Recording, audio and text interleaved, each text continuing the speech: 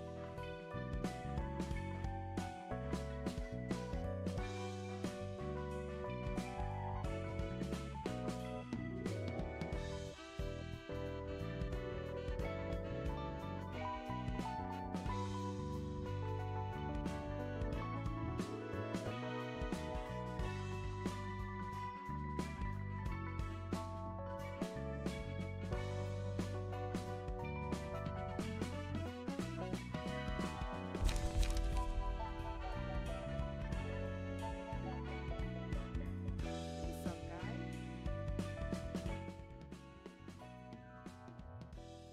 Hey guys, how are you doing today? I'm doing pretty good myself.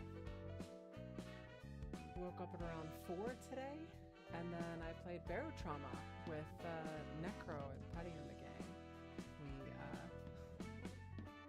We are in the third zone. If you've never played Barotrauma, it's wild. It's a two-dimensional submarine like horror simulator. Essentially, you're on Europa's you're in Europa's ocean. It's pretty wild. Oh, doing final reception. Nice. Well, good luck, some guy. I'm cheering for you. I'm gonna do something today. I'm not sure what yet, but I'm gonna do something.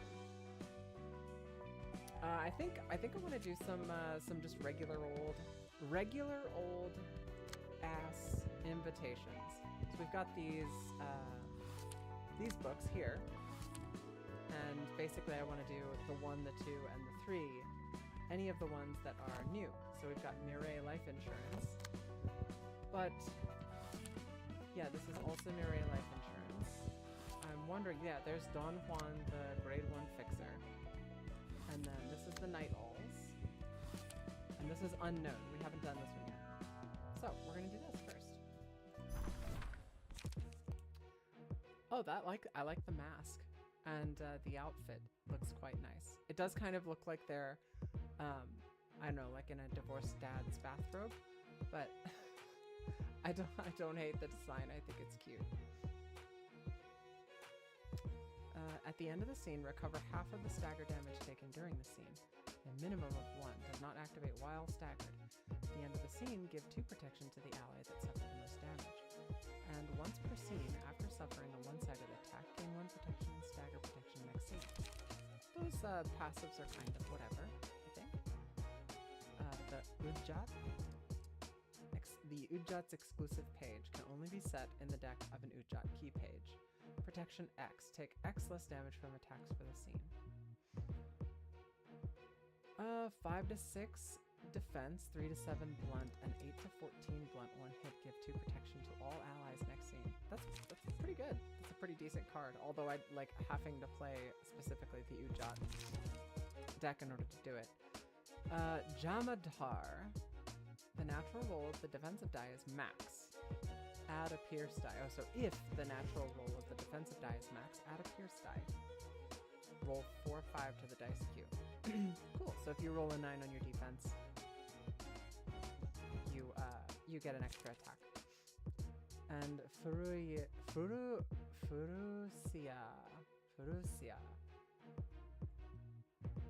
Gain 2 endurance next scene in a clash win. Sand Strike. Gain 1 endurance next scene. 1 a clash win. There's Sand Strike, Sand Split. Just protection again. And then protection. They don't have any light gen in their decks. I don't know if they're just like cheating. If they just always get light or something. But it's a cool looking outfit. I don't know how I feel about the cards. Are kind of like whatever. But we'll gun them down. Uh-oh. No, we're not gunning anybody down. Shit. I think we're automatically cooked because everybody's naked. These are cards for a tank build. Yeah, I see. I think there are probably a couple of options in there that I could throw in to make people tanky, but we shall see. I guess we're kind of at the point in the game, and maybe this is just like because the game has spread out and has gained a lot of not necessarily depth, but has gained a lot of range. I think we're starting to see a lot of stuff come out that is like, oh, this is kind of like a side grade, or this fits into this particular niche, which is good. Like card variation is good. Gives a whole bunch of options for new decks and new deck types and stuff. I just personally need to play around with it a bit more. And as somebody who's doing the whole thing live streaming, I'm trying not to put too much trying to not put too much into it. Oh, and that we're just okay. We only get to do the one, so we lost Bada, Martina, and Nemo. So I'm gonna have to do that invitation again. Yeah, this one is Book of the Warp Clan Crew. Bada, Martina, and Nemo. That's fine. I'll just get those in a sec. I'm gonna do the receptions that I had intended to do first. Let's see. Shouldn't it be that I can take the book of Donghuan? Donghuan leads into Donghuan, and then we can take Blade Lineage, and then another 7 Association, and that ain't right.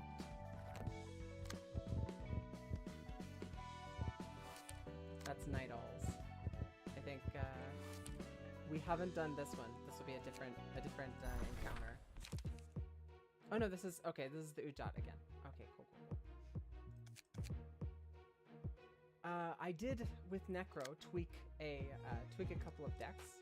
This is not the deck that we're gonna do. I did tweak the Irina deck that I had gained at the end of last stream. But we had also made modifications to let's see, not Callow's page, Lowell's page. We made mods to Lowell's page, and we also made modifications to another page, the Yujin page. And I was informed that Yujin works better in Malkuth's build. So I'm sure at some point we will actually, you know what? It's not even going to be. I'm sure at some point we will go ahead and do that like right now. I really wish I could search for pages right here. It seems like absolutely insane that I can't search for specific page names. But we will unequip all of these and slap them into Bong Bong, Julie, Putty, and Chocolate Miss. And we're gonna run a different group for the first time in a long time. Because we've got new pages to use, and I want to test out this Yujin build.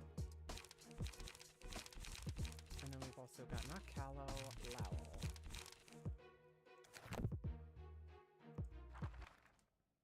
I sound quiet. Okay.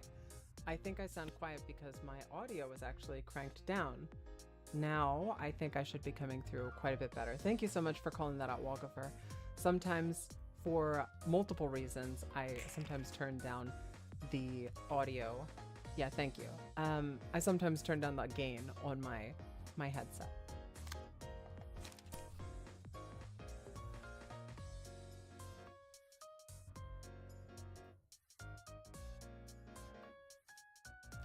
yeah, I don't I don't foresee myself having any particular trouble dealing with these attacks.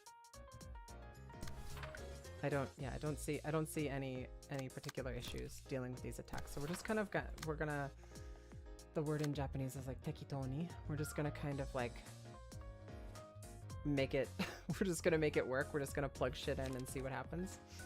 We want Graze the Grass to trigger after we have Sturdy Defense trigger, I guess. But we want to have a clash we want to have a clash actually take place here so that we can win it. And we can steal Knuckles. I'm just noticing that these 3 decks start out with 4 light. That opens up so many options. Genuinely, that opens up so many options.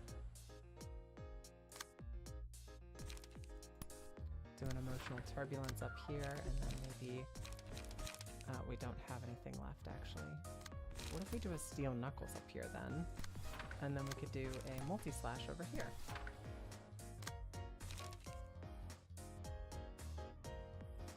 Will of the Prescripts.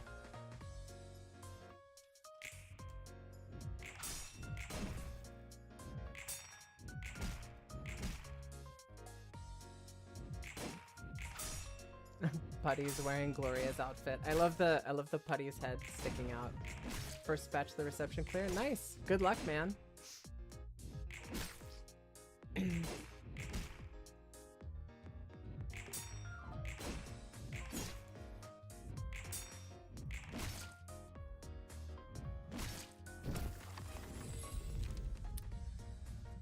Happy Memories is the page, and that goes on Malkuth. And the goal here is to ramp up Malkuth's Fervid Emotions page. So, hang on a second.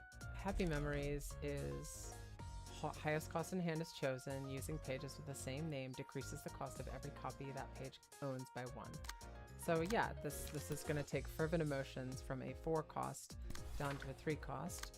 And every subsequent use will continually bring down the cost of Fervid Emotions.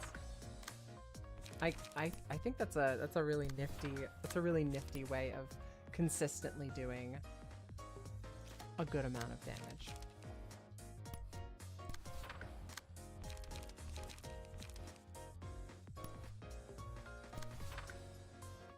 It's super fun. Yeah, it seems really fun. I think making sure that we maintain light, making sure that we're able to keep going and, you know, progressively have cards to draw and things like that so that we can keep playing the really high cost card is a really cool idea. I just have to play with it and see how I feel about it. So far I think it's really awesome. This is the Ujat attack. He's coming in with that 814. We could hit him with the Emotional Turbulence. That's an option.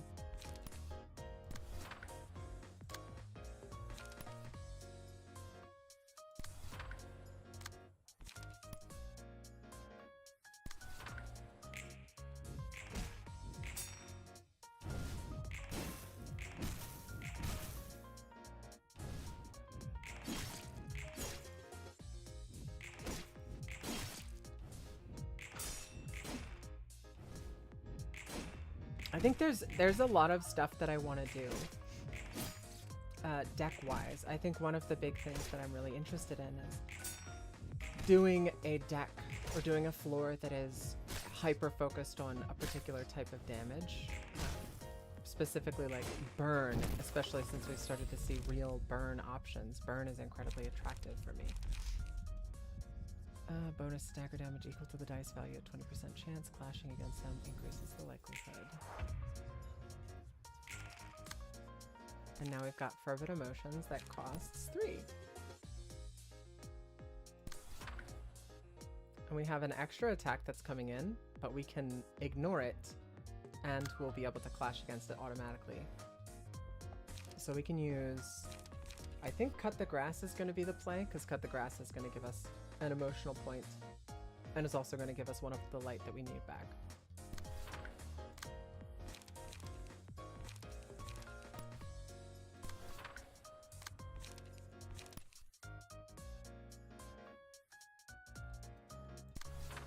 I love the Malkuth Floors music. It's been a while. We've been playing pretty much non-stop Jebra, so it's really nice to hear something else. It's really nice to hear something else, and I specifically really like this particular music set. Is so just kind of like chill and casual. It flows really easy. It's just easy listening, if you will.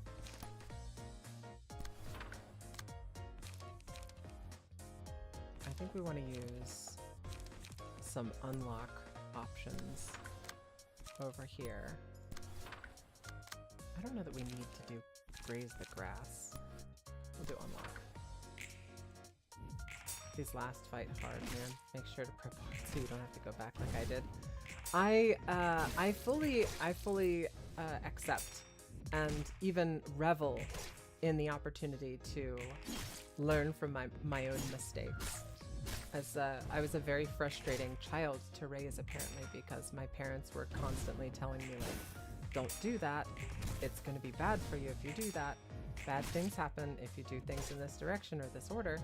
And I did not listen. I almost always exclusively aim to, like, learn things the hard way, if you will, or learn things in my own time or my own space. But I appreciate the insight, like I said.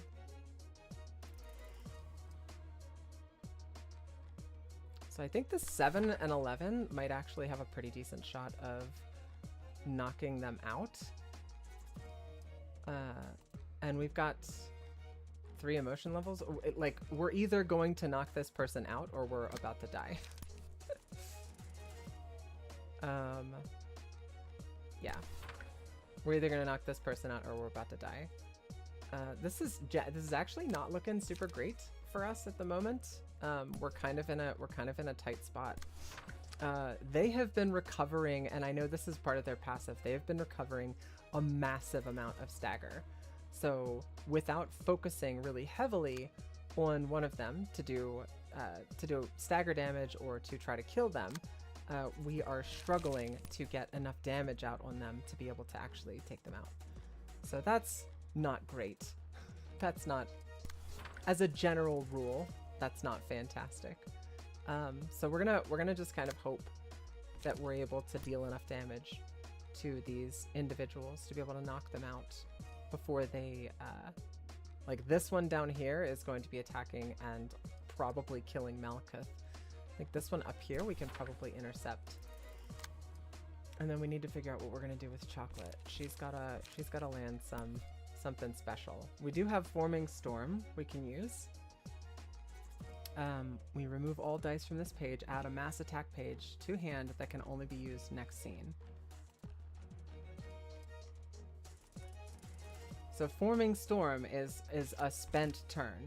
I will do nothing this turn if I use that. So we don't want to use that, right? Alright, so then I suppose we do Emotional Turbulence. And maybe a Steel Knuckles to try to counter this other die. There's another die that's coming in. That's a 6. Big yikes. 2 to 7 on the second die is gonna be tricky to beat.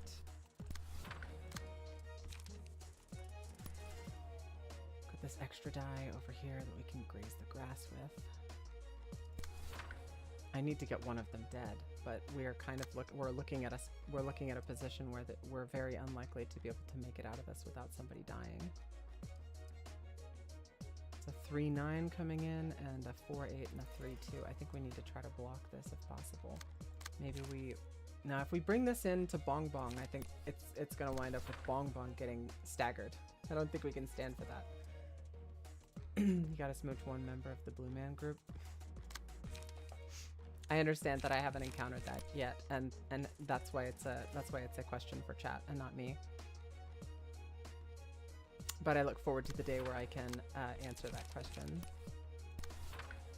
All right, let's see how it goes. We do have 2 multi-attacks coming out.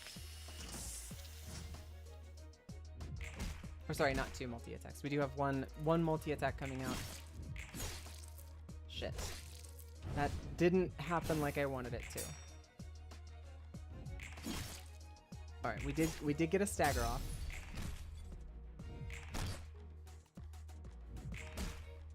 Why are we doing 0 damage? Are they just completely immune to, I think they're just completely immune to certain types of damage.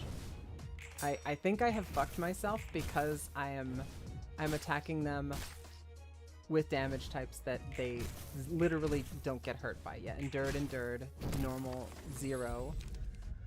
Let's see.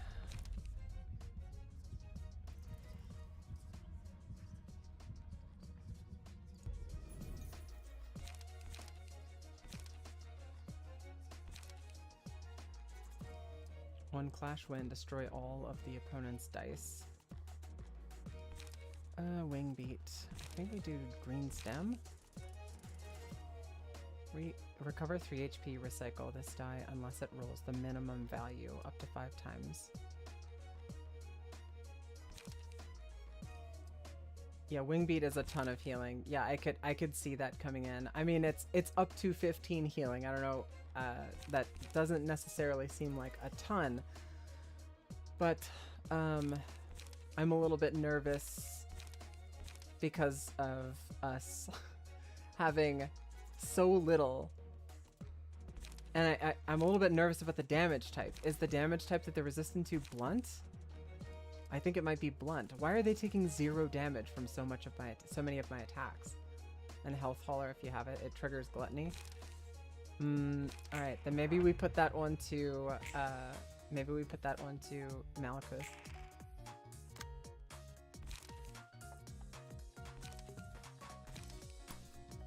Maybe we start this bad boy off with a Wing Beat and see if we can, see if we can actually avoid taking a Burgillion damage this turn. So yeah, it's blunt damage. They just ignore blunt damage. So anytime I attack them with blunt, I am literally just wasting my turn. That's ass because I think a lot of my attacks are blunt. Yeah, for example, like I will not use high kick at all. We could use castigation here. That's reducing all the dice power of the opponent's dice by 12.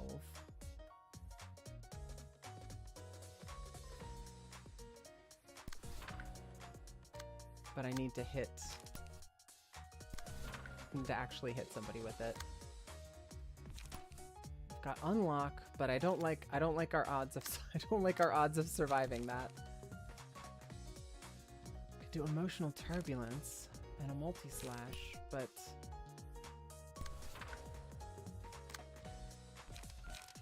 Forming Storm feels like a waste of a turn, honestly, at this point.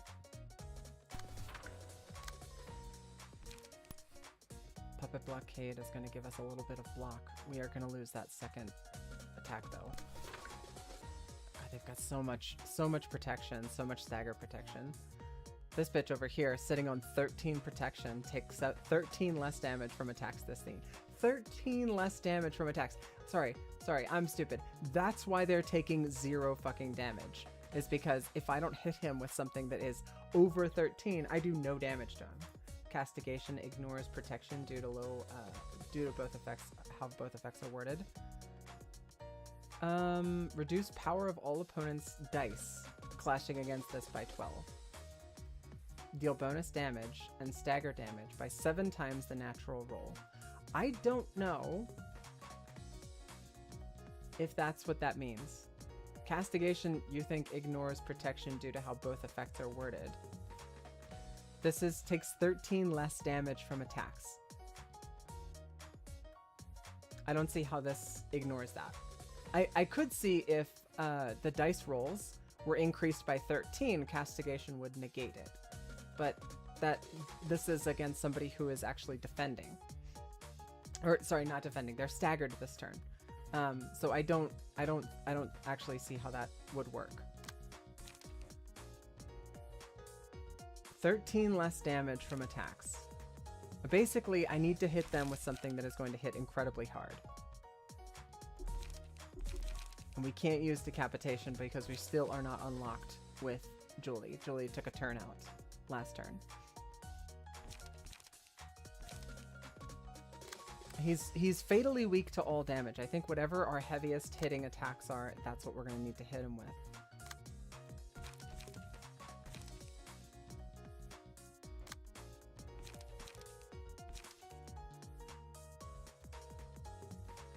Maybe we use Wing Beat on that, but that's not our heaviest hitting attack. That's only a 3 to 8.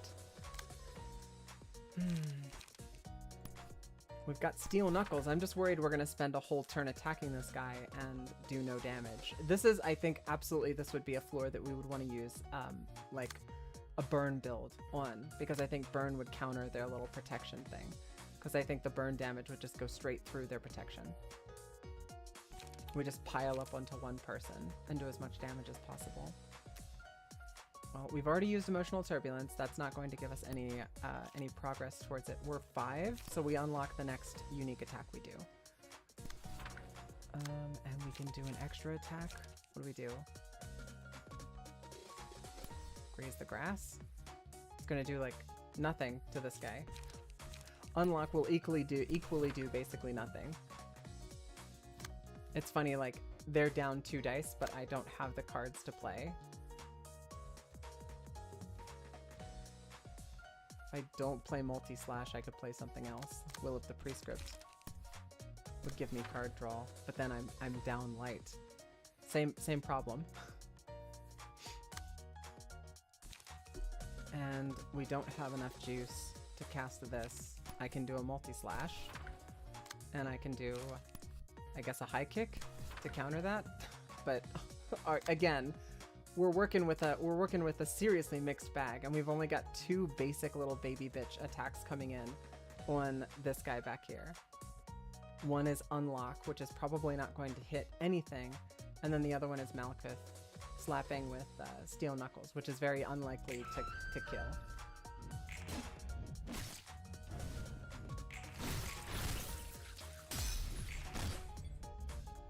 Yeah, 0 damage with that. It's the protection. Like, I can't get through the protection.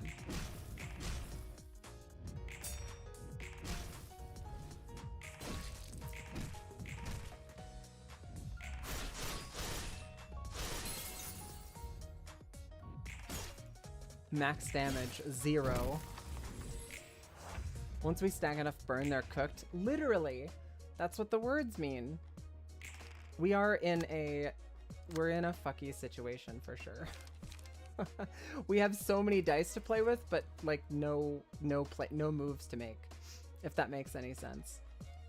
Can we Eradication yet? Yeah, we can. Mass Summation, only useful in Blade unlocked state. All right, yeah, we're gonna hit him in the hole. If possible, we will hit them in the hole.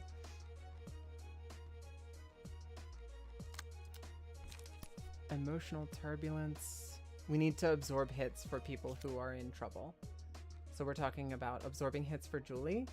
Not the hole. Yes, the hole, actually. As a matter of factually, yes, the hole. We'll hit them right in the hole. Emotional Turbulence can pick up a hit that's coming in to Julie. This one down here. That one's going for Malkuth. Malkuth is hurting. That attack, I must have low rolled on my second hit because I healed for practically nothing, which sucks. That's a 1-2 and a 2-7. I'm not super scared of that attack, honestly. This hit, this guy's got 10 protect.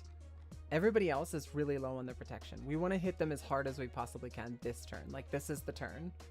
This is where it's at. We've got a high kick as well. We can hit this bitch with a high kick. I'm going to be completely spent next turn with most of my characters, so it's really, really important that we do as much as we can this turn. Multi-slash? This guy in the front is probably going to take like no damage. Maybe then what I do is, instead of hitting that guy in the hole, maybe I hit this other guy in the hole. because then he's not going to be defending against it. It's going to be blunt, which they're resistant against. But still, I think that we'd have a higher chance of knocking somebody out. All right, Fervid Emotions is literally free to play now, which is fun. And this guy with the 6 is hitting Malkuth in the hole. So 4 to 8, 2 to 9, 3 to 8. We could do an Emotional Turbulence. Although if he bonks us and knocks us unconscious with the first attack, we're gonna take a bunch of damage, and that's gonna suck. We're just gonna have to not roll like ass. That is gonna have to be the play.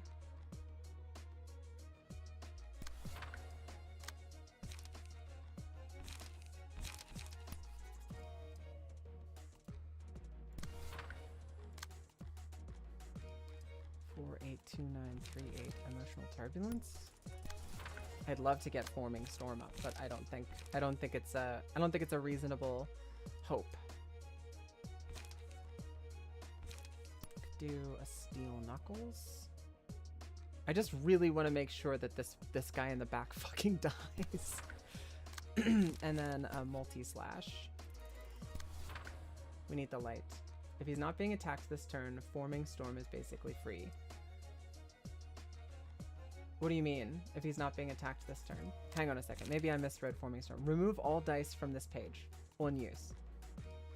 Add a mass attack page to hand that can only be used next scene. You don't want to play it if he's going to get staggered is what I mean. Oh, I got you.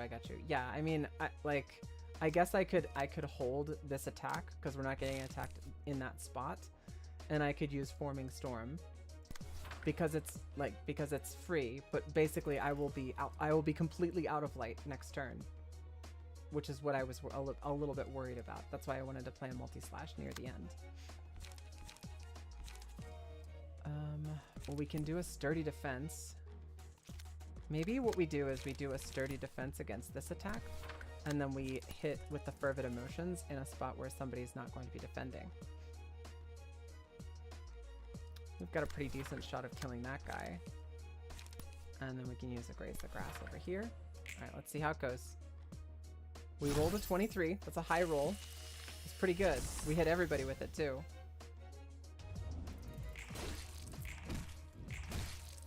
Okay, that's like probably best case scenario for that. Okay, we did it. Okay.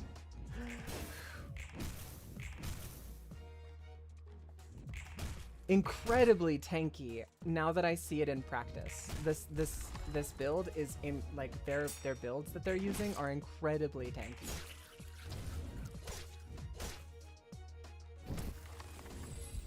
Easy win. I don't know that I would say that.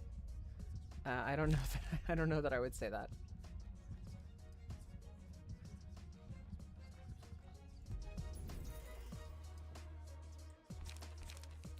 Green Stem, the Forgotten. Or Hornet.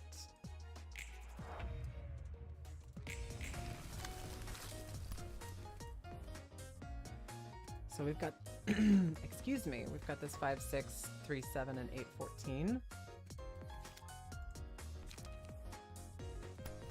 I'm inclined to hit this bitch with Hornet and just knock them out.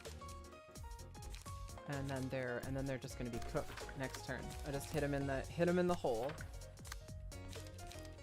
And then we've got Raging Storm, which is a 1 cost, which is nice because I was a little bit worried that we weren't gonna have enough light to cast it. But with just 2 light, that's enough. Castigation, because we love it. And Decapitate this guy. Just gun him down. Mods. Hey Latoxic. I hope you're doing well today. This is called Library of Ruina. It's a card game. Seems like such a basic description. It's a card game which is a sequel to Lobotomy Corporation, a Project Moon game. It is very detailed in its world building and story, and very complicated. It's kind of simple, I would say, simple at a glance, simple to get into. You have cards, 9 cards in a deck. You build a deck, you put it onto your characters, you go fight enemies using the cards that you built in your deck. But that's where the simplicity ends. There's layers and layers and layers of complexity that all pile up into this particular game.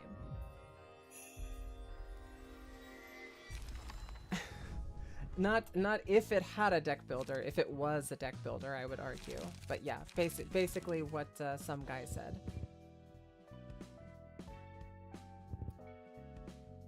All right, now let's take a peek at our next invitation, because I do believe we have one more invitation to pull in. If we use okay, Ujat is bringing us the same thing that we just did. However, Irina is going, like, using Irina's book brings us something else. So we take the Mirai Life Insurance, the Book of Irina, and this is a new experience. So let's fight something new again. Oh, that's cool. Now I wonder, it's difficult to tell whether or not an enemy is a distortion or if they are just eccentric. But let's take a look. I see the word smoke and I'm excited. Color me excited, because I've been looking for new smoke cards.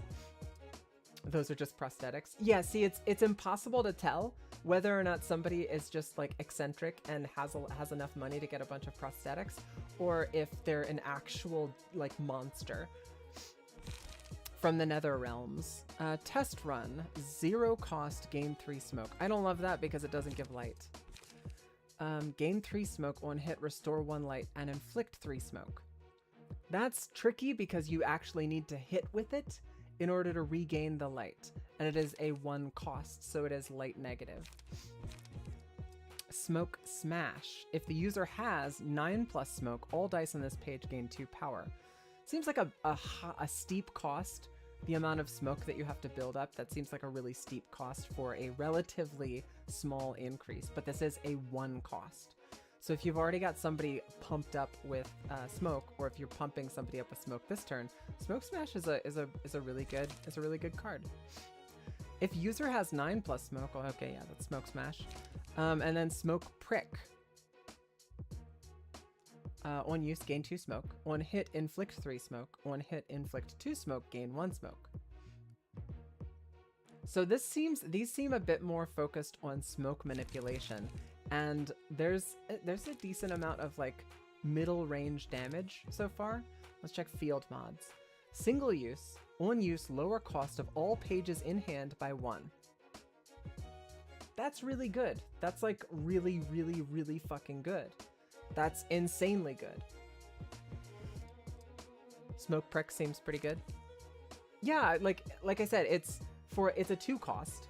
If you played field mods with Smoke Prick in hand, it would become a 1 cost, which just amazing damage for a 1 cost card.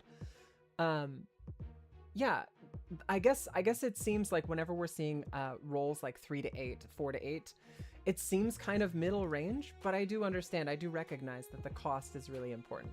Field mods your multi-slash. 0 cost multi-slash seems OP. I think throwing a field mods onto the prescript decks, I don't know if this is exclusive. It doesn't look like it's exclusive. If I threw field mods onto these decks, I think that would be pretty decent, because you can roll a lot of draw. You can get a lot of your cards in your hand. You get up to your max, and then you play it. Is a yay exclusive. Boo. It's pretty good. It's pretty good. And then let's see. They just have the same cards, but more of those. Okay, so Yay. Let's see Yay's little bonuses. Let's check his attribution. So Smoke Overflow. At the end of the scene, if the character has 8 or more smoke, gain 1 strength next scene. If the character has 10 or more smoke, deal +3 damage with attacks. When staggered, recover from stagger and fully recover stagger resist once per act. At the start of the scene, that seems really fucking good. Immediate repairs. At the start of the scene, gain one of the following strengths. -2 strength, -2 haste, -2 endurance, or -5 fragile.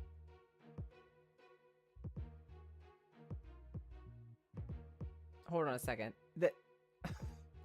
The way that this is splayed out looks like it's a negative, and I was like, why would you pay 2 for this? But this is a buff, right? You get 2 strength, 2 haste, 2 endurance, or 5 fragile at the start of this seems horrible. It's adding strength or it's giving you fragile. Gotcha. Strength, haste, or endurance, or you get fragile. So it's got that potential, like, negative effect thrown in there. Okay. Just be lucky. It's only a 25% chance to screw you. I don't know. I feel like we're in a Murphy's Law situation. We're probably going to wind up just being screwed. It wouldn't be the first time. All right. I don't know that they have necessarily anything that is super crazy in that they'll be able to... What's the word I want to use? I don't think they're going to be able to just, like, surprise me like the last group did, where they threw out some bullshit that essentially caused me to almost die. I don't know that they have anything like that, but we are dealing with smoke. I probably should have played my smoke build.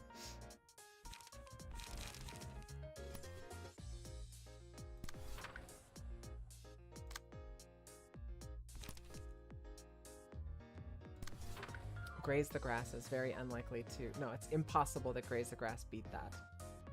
And it's impossible that Graze the Grass beat that also. Yeah, I was gonna say, like, there's really no good options, I think, for that particular character. And we've got a 6 that's coming in at Eugen's empty space. So that sucks. We could do a sturdy defense over here. And any leftover defense we have will go towards that. I don't love just being guaranteed to take damage, though. That really sucks.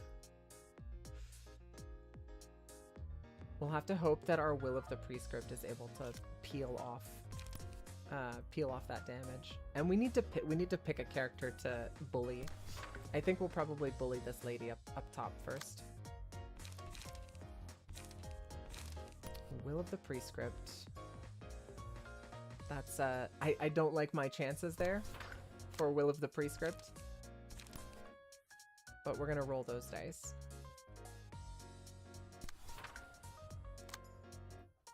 This is coming in 4869.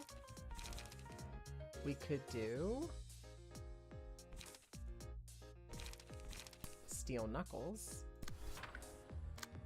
And then we could do Puppet Blockade, but Puppet Blockade played after Steel Knuckles is the way to do it, not the other way around. Okay, and then we've got 2 attacks coming back here to hit Putty. Do Emotional Turbulence to counter this attack. We've got a decent shot of being able to take them out, and then we're gonna have 1 undefended attack, but with the auto defense that we get from Emotional Turbulence, that should be able to counter that. And then we'll play, so we get to choose which one we want to play Multi-Slash on. We'll do Multi-Slash on the armor because it has a higher chance of connecting.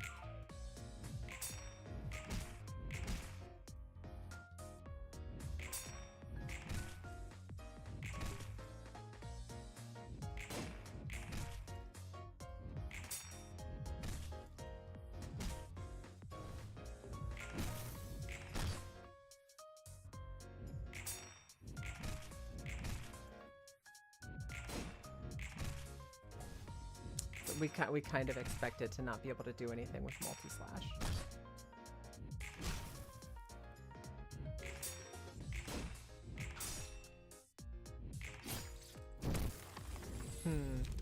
Don't really feel like I got the chance to bully anybody per se.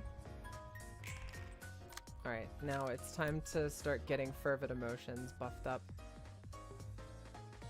Let's see. I think we'll go in on the same guy that we decided to bully before with Fervid Emotions, and then we'll do a Cut the Grass. Yeah, follow it up with a Cut the Grass. Now we need to actually defend a little bit. It sucks because Will of the Prescript is not great. Actually, it's dog shit against this particular set of enemies because all of these guys are doing some silly billy fancy bullshit where they defend first and then they do 2 attacks. So essentially I don't get the opportunity to use my dodge and I don't get any defenses that follow up with it. So it's just not a great position to come in at. I have a medium chance, like it's a die roll. It's kind of up in the air whether or not I'm able to beat out the other 2 dice that are on Smoke Prick.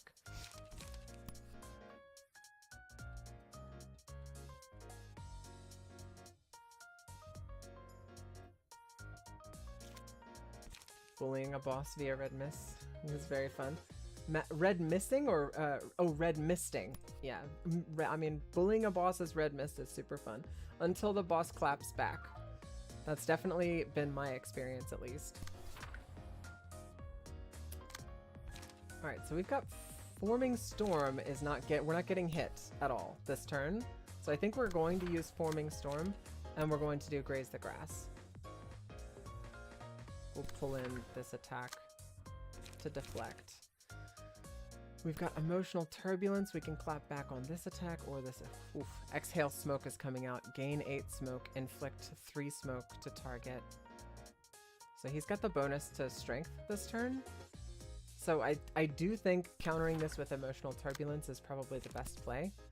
And that's just because countering it with Emotional Turbulence is going to give us a bit of damage reduction on the first die, and then we'll clap back with the second die. And the third die, we have it's possible, a very, very low chance. We got a high roll versus their low roll. Very possible, very unlikely. Actually, no. Now that I'm looking at it again, that's actually impossible. But I don't have any other choice. I don't have any other good choices. It's that or eat the damage. And that's something we're not gonna do. We're not gonna just eat damage. And they're hitting Yujin in the die hole again. We don't like that. Oof, 31 damage. What an ass. That's because that card gives him the smoke at the beginning of the turn. And because he gets the smoke at the beginning of the turn, he gets that bonus to his damage right at the beginning, like right out the gate. It's genuinely really scary.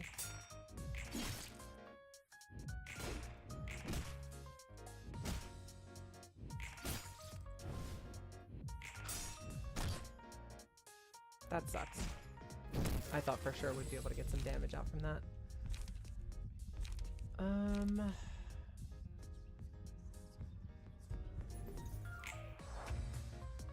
We did get 1 staggered, which means we've got extra dice we can play with this turn. And Malakoth is starting to get snowbally with Fervid Emotions. Field Mods is coming in. 7 to 12.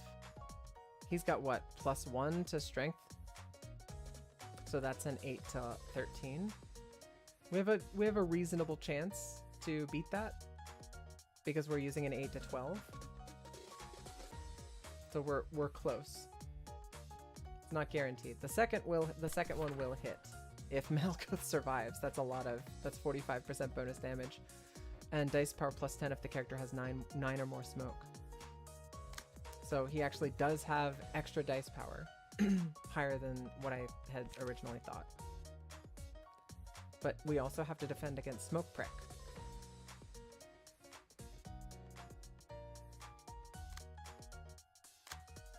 So if we use Fervid Emotions, that's got a 3-8. That means our 3-8 will automatically play up against Smoke Prick in all 3 of those attacks. I think that's what we'll do. And then we'll use Steel Knuckles and clap at this guy over here. Hopefully Steel Knuckles will be enough to take this out. 24 damage seems like a reasonable ask, but you know what? We're gonna cover our bases and we're gonna use Raging Storm, Harm, and just hit everybody for burn damage. we're lighting people on fire now. We can do that in his slowest spot as well. And I love that the ready act, like there's a different position. You know, Lowell's ulting. Chocolate has like, she looks like she's making a Destructo disc, honestly.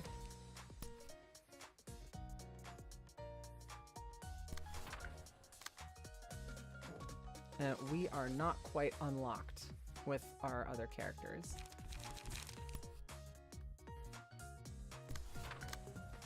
So no castigation for me yet.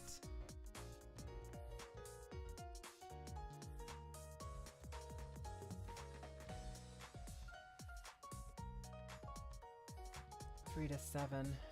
Don't love that. That could knock Bong Bong unconscious, and I don't really want to risk that. We want to make sure that Bong Bong stays upright. Julie's got a decent shot of defending against that. We can hit class and respect. I just really want to make sure this guy dies because we need them to be a man down. And 2 random but new attacks need to take place.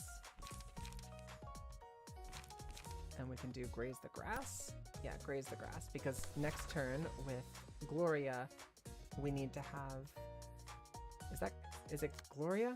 Is that the one? Is that the correct one? I can't remember. Eradication is what I want to play next turn.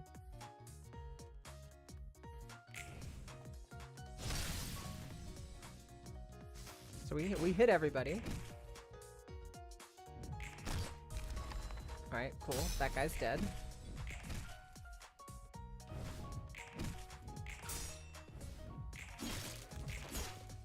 Awesome.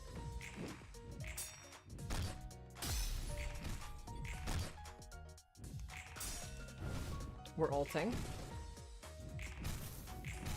Lowell is ulting. So everybody just unlocked their super attacks now. So all three of our like main characters get to act first now. It is possible that we could stagger this person. I think it says at the beginning of the next turn they immediately are unstaggered, so we can undo their turn, essentially. I think that's how it works. So if we take Decapitation, which is a 13 to 25, he is resistant to slashing stagger damage. So I'm noticing. Let me take a look at the other options, because Castigation is piercing. We could Castigate, but Castigation is not going to be able to trigger automatically or at the beginning of the turn. Eradication does trigger at the beginning of the turn and is blunt damage. So I think we do Eradication, we do Decapitation, and doing both of those on this guy should stagger him this turn. We're already doing AoE damage. We should be able to hit everyone and make them real unhappy about it.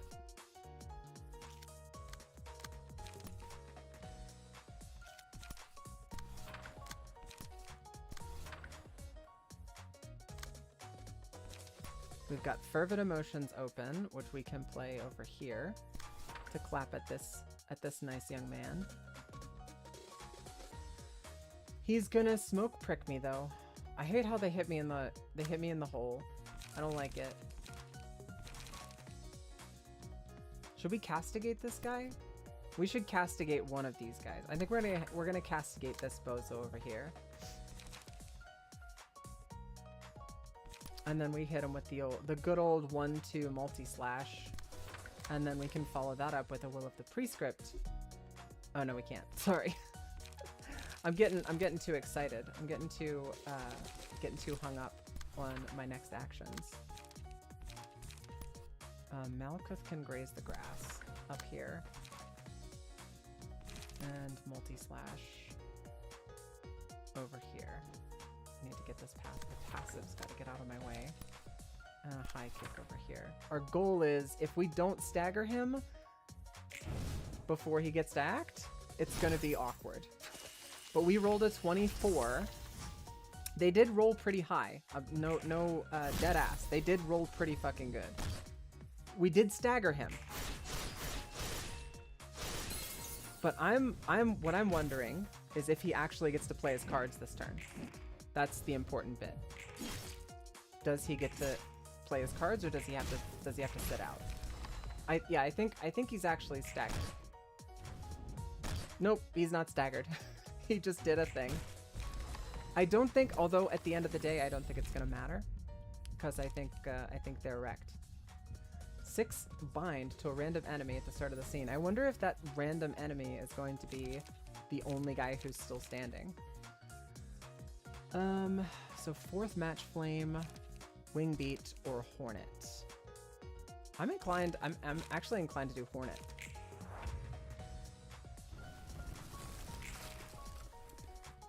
And that's perfect. He's got 6 bind, so all of his speed die are trash. And we've got Fervid Emotions, which we can play over here. And I think we could just kind of ignore him and hit him in the holes. Because he's got speed holes that we'll just pound him in those holes. And then he's cooked, right? I'm pretty sure that's how that works. If I just ignore him, he's gonna come at me with a 2, but his initiative is so low, he shouldn't be able to actually hit me with anything. We're just gonna stomp his goofy ass. I'm excited to have like a leader outfit. That's really cool. Okay, he's just dead. I could have just used the 1 attack with Julie and gotten him. Cool. Awesome. We did the thing. And Malkuth got some furry bear ears. You love to see it. Okay. Let's see. Is that all of the invitations? Is that all of the random invitations? Because we had the Book of a Leaflet Workshop. So that's Mirai Life Insurance tree, right? And if we register another book, Book of Yay, and the Mirai. Oh no, this is a new person. Okay. All right. So we'll do this one then. Huh. There's a lot of random. There seems to be a lot of random invitations here in this tier. Now we have Bayard and Bayard's Office Fixers. Let's check the basic bitches stuff. Psych up, restore 1 light and draw 1 page at the end of a scene if the character did not use any pages. That seems really bad. And it's a 4 cost for a passive attribution. That seems like not great. At the start of the scene, inflict 3 fragile to self and gain 1 strength. That also seems pretty bad. It's really bad unless you're named Bayard. Okay. So Bayard has the same 2, but then he has a readied position. If the character suffered immobilization on the previous scene, gain 1 strength, 2 protection, and 2 stagger protection. And then every 3 scenes, use the combat page Pinpoint Breakthrough. Are you going to tell me what that is? Are you going to tell me what that looks like? Interesting. So I guess Ready for a Breakthrough specifically allows Bayard to do nothing for his 3rd turn, and he plays a card and then gains the benefits of his other stuff. Is that what you're telling me? Let's take a look at those cards, because he's missing 2 cards. He's running a 7-card deck. So he's got Great Swing, 3/8, 4/8, and 1 hit in the second attack, paralysis. 1 paralysis if he hits, and then a dodge. And then 4/7, 4/8, 4/8, inflict 2 fragile. And these are really cheap cards. 4/8, 5/7, 2 fragile next scene. And then basically this guy is like the debilitation build. A lot of paralysis and a lot of fragile.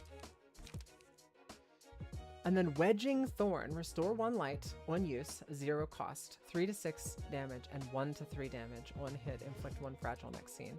I think with the fragile, that's not bad, but also we have something that also will give us emotional points, like guaranteed emotion points. I feel like it's just not that great. It's got the fragile built into it. So if you're hitting somebody in a hole, then it's not that bad, but I want to use Jebra. I'm going to use Jebra this turn.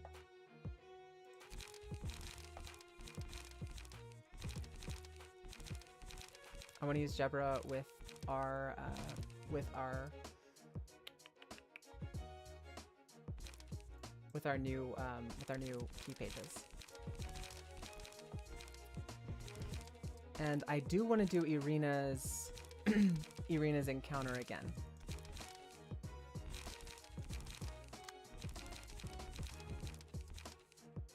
Because I did not get her special page.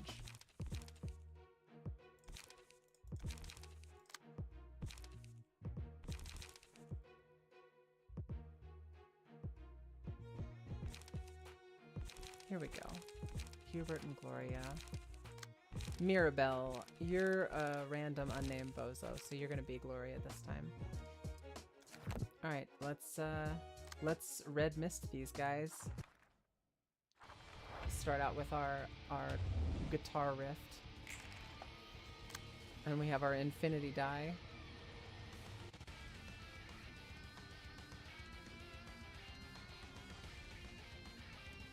Alright, so we can do any kind of damage to this character for stagger, but for doing actual damage, we're going to want to avoid using blunt damage on them. And same for Bayard. Bayard is somebody you don't really want to hit with regular damage. So this 2 hole over here, we're going to hit this guy, sorry, this not a hole, but this 2 over here, we're going to hit this guy with the spear. That will give us the benefit of 2 for 4, 6, 8, 3. We get 3 bonus strength against that attack, and then with the infinity, we'll get 5 bonus strength for the next hit. And upstanding slash, I was made aware that you could run 3 spear and 3 you need 3 level slash, but you could run 3 upstanding slash or 3 spear and 3 level slash. And the goal behind that would be to make it so that you have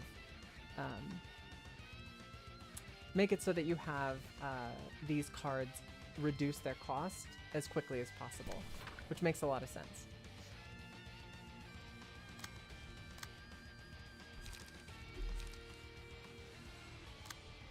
Let's see, we can hit this guy with sturdy defense, but I don't think that's necessary. I feel like that's like ghoulish overkill. It's completely unnecessary. We're gonna graze his grass, and then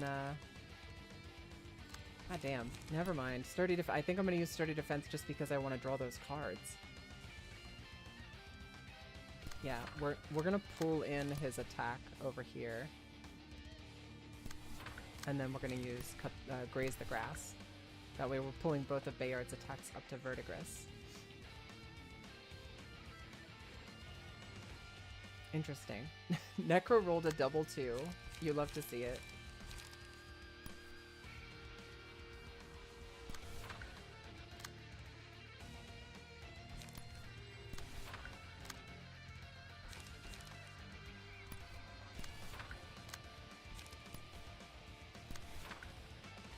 Okay, let's see if we can get...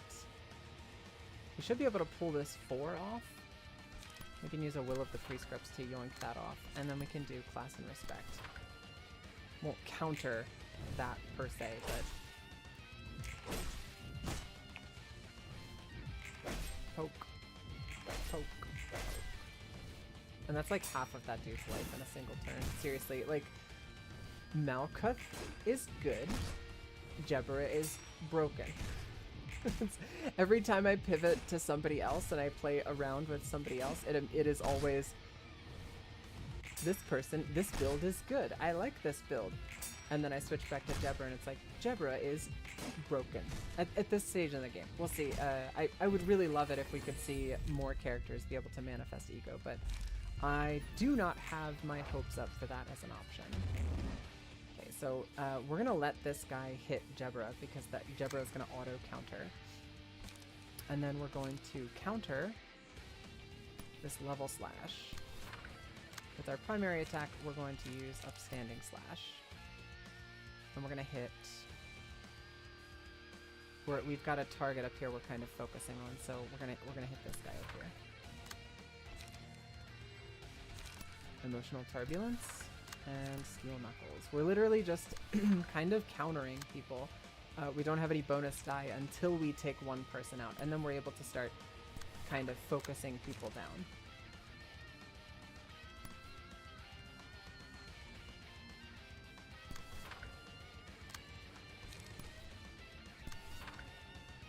That's the first time we're playing Emotional Turbulence, and then we can play, yeah, we'll play Steel Knuckles against that as well. We do have 2 die left over that are unchecked, right? One of those we want to go through. So we could do this to counter your boy back there, and then Puppet Blockade on the bozo we're trying to bring down. Oh, thank you so much for following, Toxic.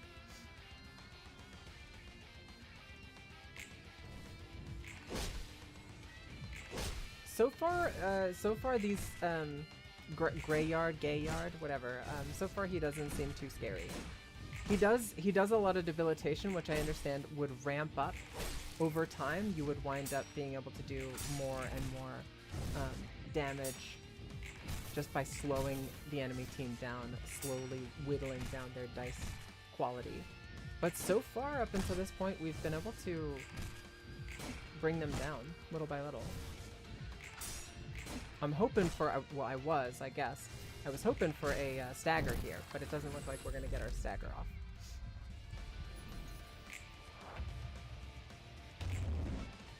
Okay.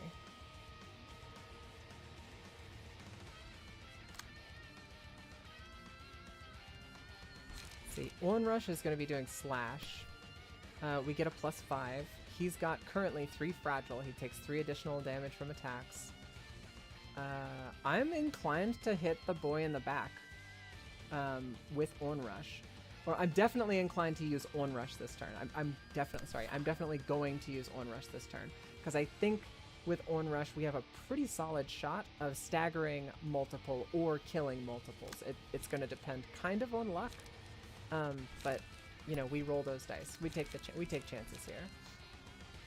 Level Slash is all the way down to 0 cost here, which we love. We love to see that. It's free real estate. So I think we're going to let this bozo hit Jebra though. And we're going to try to pull an attack from somebody else. Because once again, Jebra gets to attack for free. Pinpoint Breakthrough is coming in. This is his special card we didn't get to see. So he's got 5 to 10 and 15 to 24. Spend all stagger resist to deal stagger damage equal to what's spent. And he's using that up on Verdigris. So with Jebra going first, maybe it would actually be better if I had Jebra use Onrush on Bayard.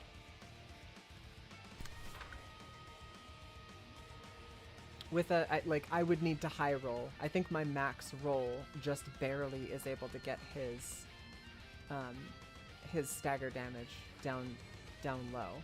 But he is taking normal damage from stagger. I don't think Fragile, I don't think this applies to... I don't think stagger is applied to Fragile. So far this, we're kind of at the point in the game where it gets... What's the best way to put it? We're at the point in the game where it's kind of getting heady, and I'm not even in the story bit right now. This is, what are these called? What are these kind of invitations called? There's a special name for them. They're like open invitations. I'm using books to lure people in, and these are just random kind of characters who are inside the city. We're turning them into books, and then we can burn the books to get pages to build new decks out of. But I'm kind of at a point in the game where it is getting increasingly difficult to get through a match without taking I'm taking my sweet pimp time, basically. I'm constantly taking my sweet pimp time because of all of the thinking I have to do. It's kind of insane how much thinking I have to do. But it is a fun game. Is challenging someone to a duel considering luring them in? You know, you make an excellent point, Walgifer. I will say that despite the characters the librarians in the library, despite them being unaware of their immortality, they are nonetheless immortal. Whereas nobody else who comes into the facility is immortal. So I would stand to argue that you are luring people there under false pretenses. Yes, I would consider those to be false pretenses. I think this guy's cooked. We've got 2 staggers off, almost a third. Didn't quite get it. What are you gonna do? Here comes the big nasty hit on Verdigris. Yeah. That's a ton of stagger damage. Oh no, he got staggered? Man, this what's his name? Reynard? Bernard? I don't know, this guy sucks. So far, I'm not impressed. What's his grade?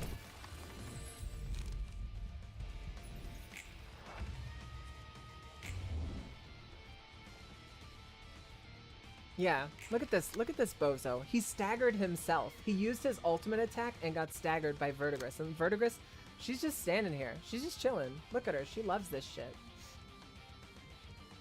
This guy's fucking cooked. You love to see it too. I think we'll let Jebra cut him down.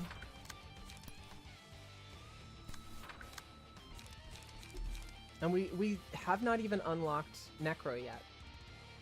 These guys are unlocked though. We can use our OPAF AoE attacks. We'll decapitate this guy, and then we'll kill Bernie.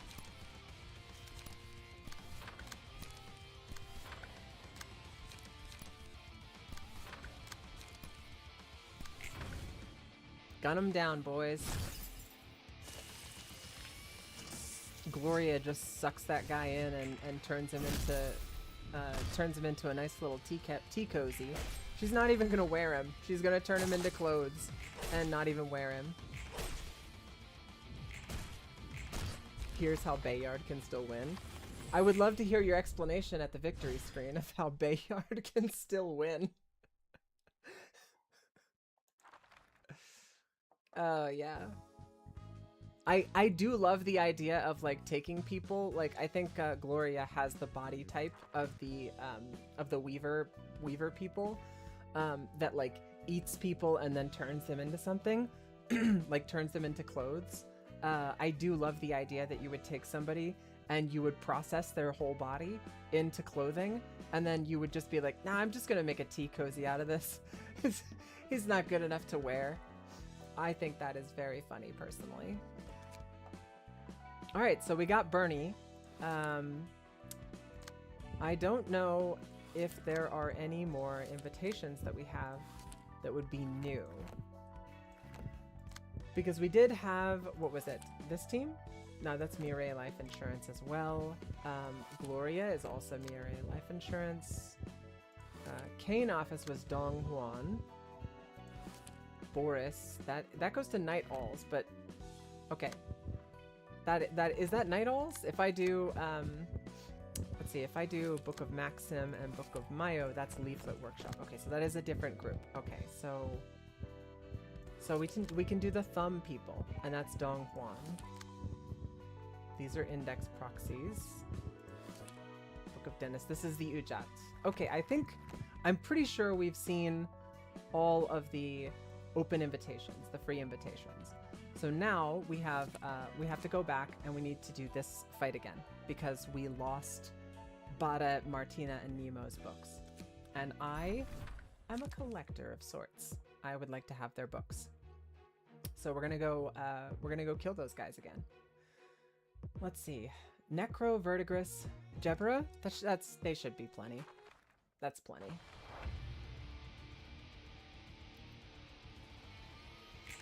Here's how Bayard can still win. You lay down and do nothing at all, and just allow him to win, and then he'll win. Easy peasy, lemon squeezy.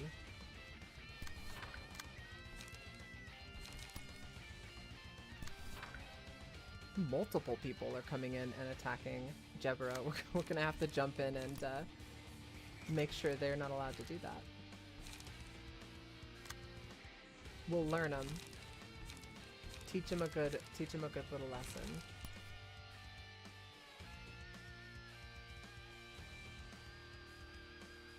We're gonna let Nemo hit Jebra there. We're gonna intercept this attack because we can. We'll pull in Sturdy Defense on that one. That'll just block his stuff, so we don't want him to be able to draw a page, because fuck you, Nemo. And then I guess we do a multi-slash? Oh, we don't have the juice for it if we play that. Alright, so Iron Wall then. He still shouldn't be able to actually get an attack off. And then we'll multi-slash up there.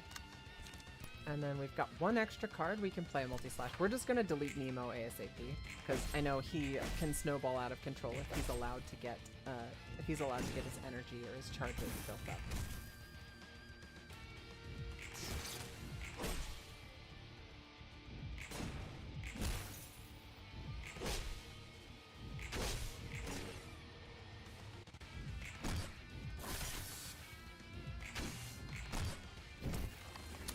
Less damage than I thought. Genuinely less damage than I thought. Jebra did get a little warmed up, but less than I thought. Also didn't do as much damage with Jebra as I was thinking, obviously, because we didn't reduce the value or reduce the cost of level slash at all. Alright. Well, I got something for that.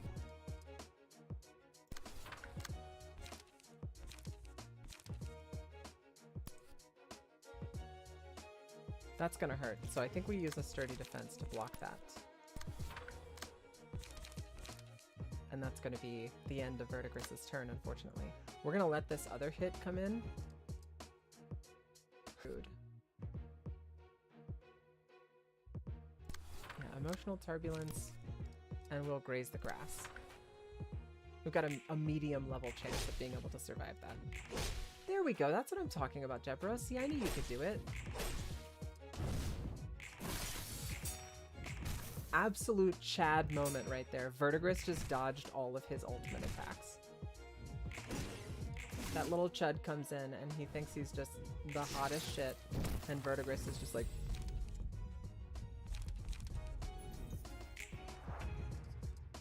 I'm inclined to not even use Jebra's first attack on Nemo, because it's gonna mark him, but he's about to die anyway.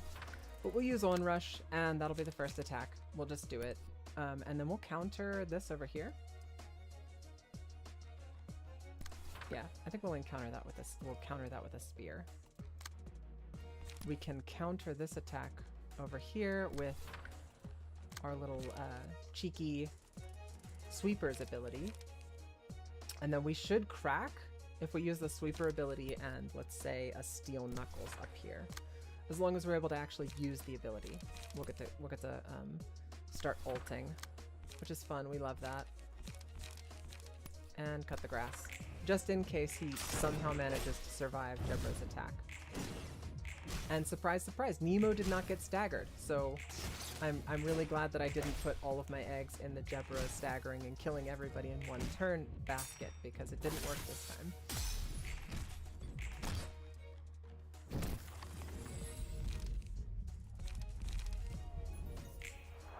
That's cool, because she always counters at least one attack.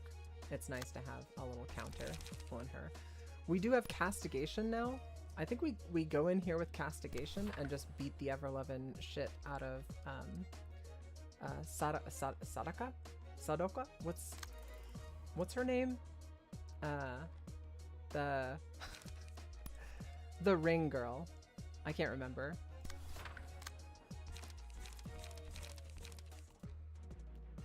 Forming Storm, we would want to use that. Sadako, yeah, that's it. It's been a while, and I'm really bad at memorizing names.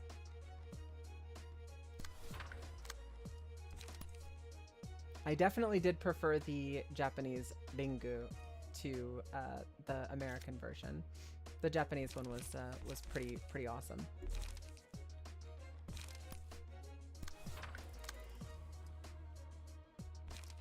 I also appreciate it, and I know that it's probably a cultural thing, but I also appreciated that the male character in the Ringu movie was not dickless, because I did kind of feel like the male character in the American Ring movie was kind of useless at the end of the day.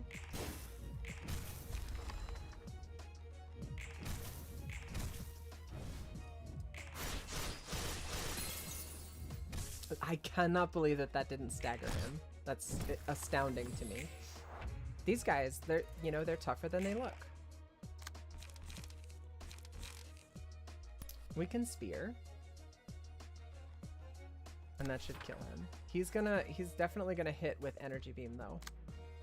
We don't have anything that is gonna be able to counter energy beam, and we're basically we're out of juice with this particular character. It's all up to you, Verdigris.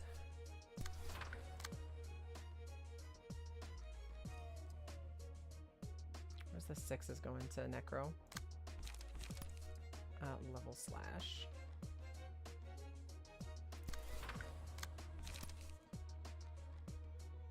There we go. That'll do. Zap. I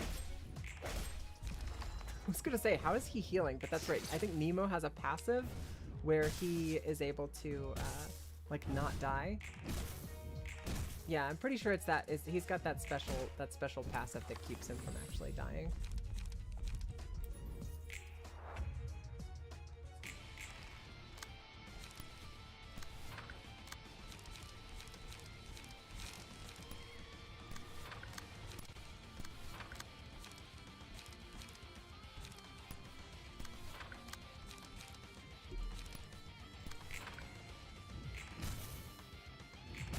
Okay, now that we've got these cards back, there is one more thing that I wanted to do. I did want to invite Irina back in. Yeah, we go sicko mode, and Jebra is the quintessential sicko mode character. So I think we invite the Mireille life insurance people back. And what I wanted is, I never got Irina's special card, multi-party compensation, which is like the linchpin in a discard deck. So I'm trying to build a discard deck. We get multi-party compensation, and we should be able to finish that build up. I think Verdigris's deck is a really good like base for a flame-centered floor, but I think having Irina's page on either Verdigris or Necro or Failed, basically one of the characters, be set up as the designated insurance agent, and have them play their cards to kind of give bonuses to the rest of the team.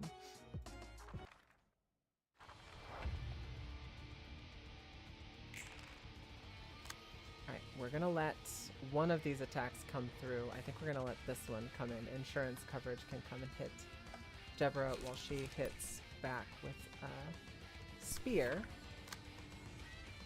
And Irina, she can counter Irina with a level slash.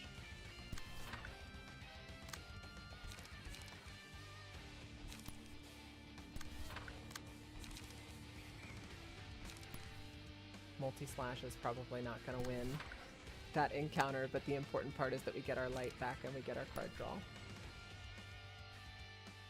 We can absorb this too with Emotional Turbulence, and we'll do a high kick to counter the 6.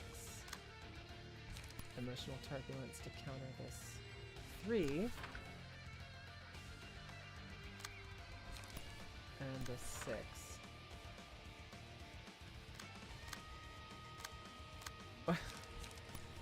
Sucks. Ever since I learned, like, obviously I can't unlearn it, but ever since I learned that, like, if you don't play the cards that will give you light back at the end of the turn, you simply don't get your light back. Ever since I learned that, it has kind of broken my... It's broken my little noodle. My little brain is cooked. It makes perfect sense. It just,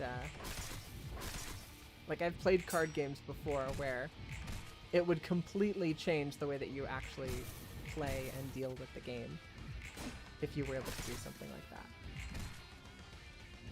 God, that Lowell's deck does so much burn in a single turn, doing 10 burn to an enemy. That's just...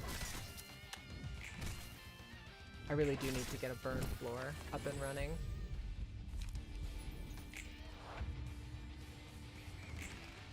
I think Jebra's floor could be a pretty fun bleed floor as well, because a lot of her stuff is just doing bleed for free. I think Level Slash, which you would typically run 3 of, just does bleed for free. What do we've got? We've got, I think, 3 people who look like they're pretty close to being staggered. So we're gonna do Onrush and see if we can get a couple of people unconscious.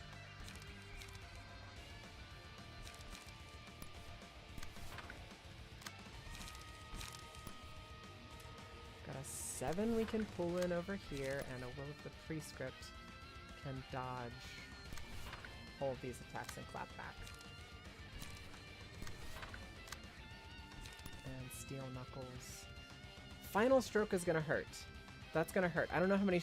Does it say she's got 3 pages in her hand? Okay, okay. I just noticed that. She's got 3 pages in her hand. She's gonna discard all 3 and is gonna hit with bonus dice rolls for everything in Final Stroke.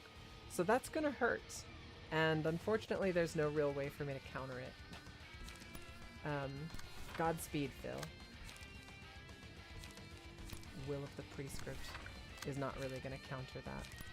But we do what we must because we can.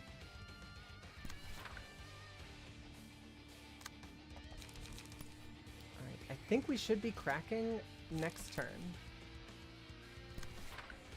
Yeah, we're cracking next turn. We're unlocking next turn.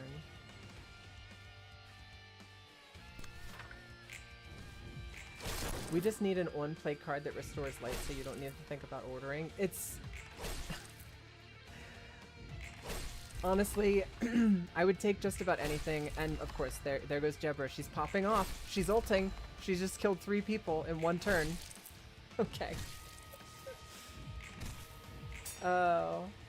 Have you thought about water? Holy shit, I don't even have water right here. Greed, thank you so much for reminding me. That's why you're my dad.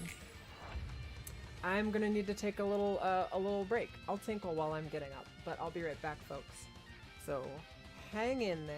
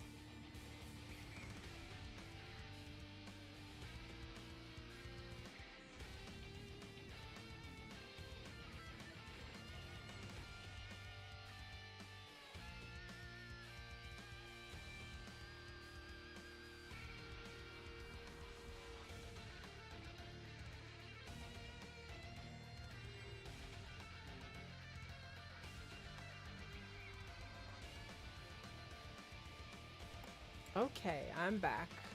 You got more snacks today, Greed? Did you get more sun chips? Is that what happened?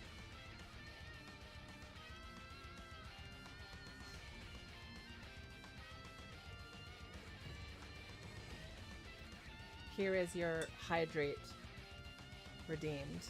Thank you for the welcome. I feel welcome.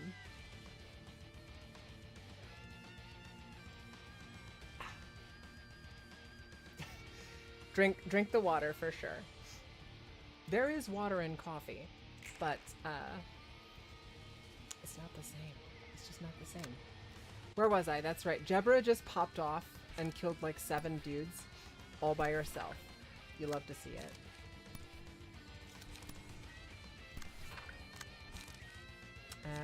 We didn't even get to unlock because all of the attacks that I had decided to do with all of my other characters didn't land because they were trying to attack corpses. Wild.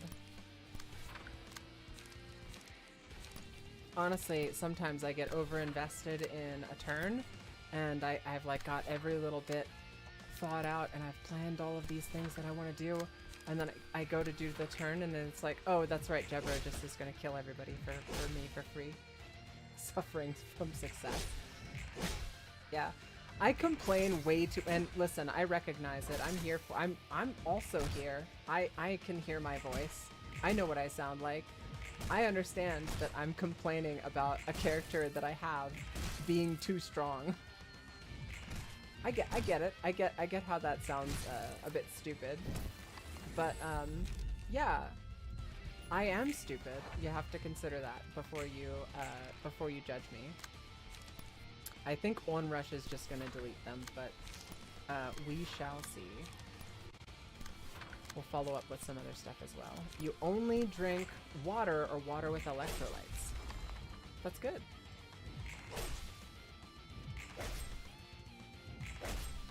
I drink, I wake up at 4 o'clock.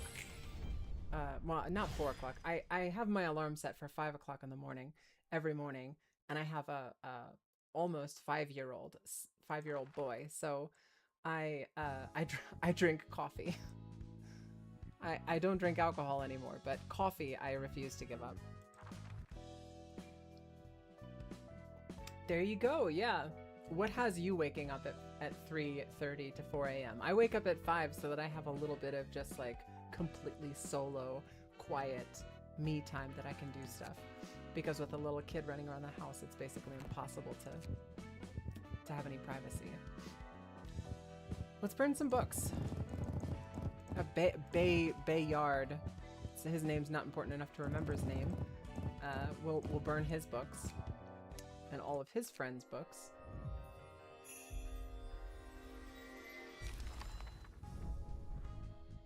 Oh, we got his page. Funny thing is, I don't even want it. I don't know. Completely unimpressive. Morning run and mobility work. Yeah, you know, I was telling myself, like, you know what I could do is, like, I could study Japanese in the mornings. I could, like, I have so much time for activities. You know what actually ends up happening is I sit quietly and I have coffee for about 5 to 10 minutes, and then I play whatever video game I'm working on off stream. It ends up winding up just being, it's still important. It's still important mental and emotional well-being time spent, but I do basically just wind up relaxing and playing more video games. He's so cool though. You know what, Wolgafer? I will give you this, or I mean, I'm not gonna give you per se. I will say this.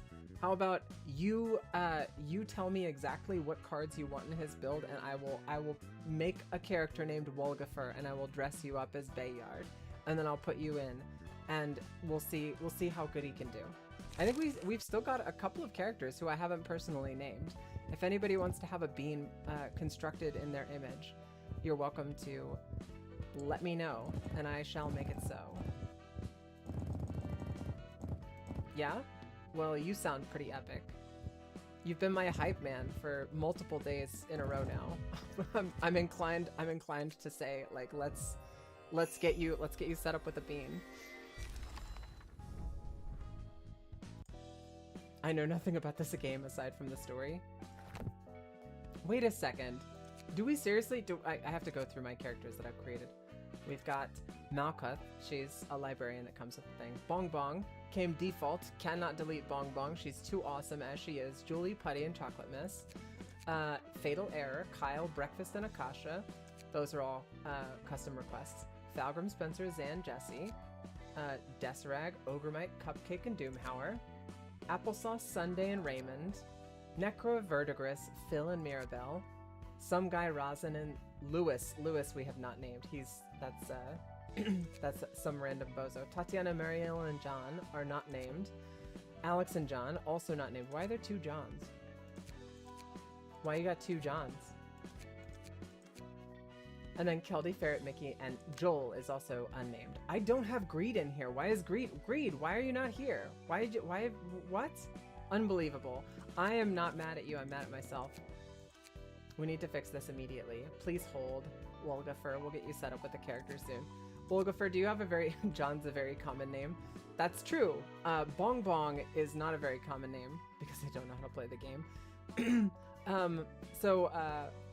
Wolgafer, did you want to be in any specific floor that is not already full up with customs? I'd say anything after Tipwrath still has one empty space. Anybody after basically Jebra. All the lower floors are taken. Tipwrath has one space open, but it's locked right now. Mirabelle is open. That's an open slot. And then every floor after that has space. So Roland has a spot. Hakma, haven't touched him. Bina's got 3 spots. Chesset's got a spot, and Jebra's got a slot. If you want to be put in, if you want a 99% deployment rate, you take the Jebra slot. Because Jebra right now just has 99% deployment. She's too good.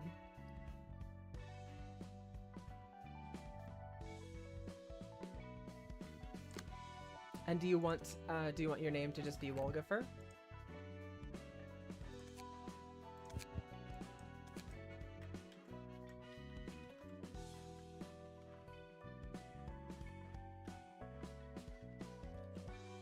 Okay, Wolgiger. Wolgifer. Preference for hairstyle, face, hair color. Can give me a color, and then start thinking about what numbers for a hairstyle you want, etc.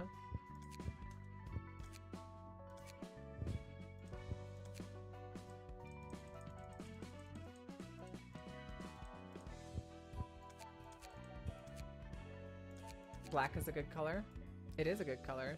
Do you want like jet black, black blue? Because we can do some fun stuff with the colors here. We can do like a blue black with the saturation dialed down a little bit and make it not, I don't know, invisible black.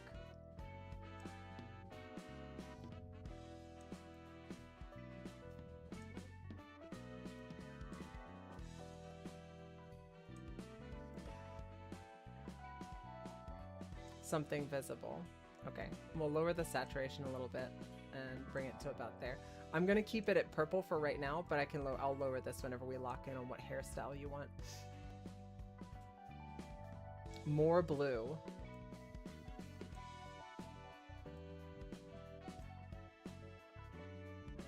How about around this, where you just have like a blue-black sheen?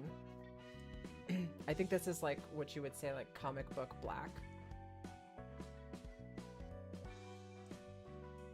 Okay, cool. All right, well, I will lower it back down to the bottom brightness after you pick your hair color. Or not, your hairstyle, rather. Long, short, 23 and 6. You got it. That's cute. I like that. Also, Wolgafer, I don't think I've asked you this. Do you have a preference for pronouns? Most people do. I figured I'd ask.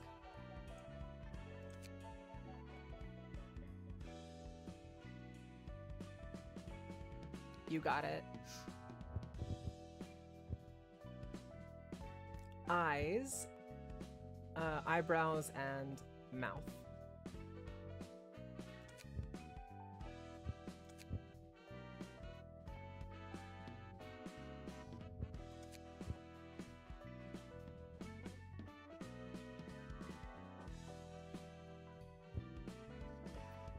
funny. We have so much variation, so much customization, but I always want more. Whatever is actually there, it's not enough. I don't think I've ever been a character creator and been like, I need less customization, please.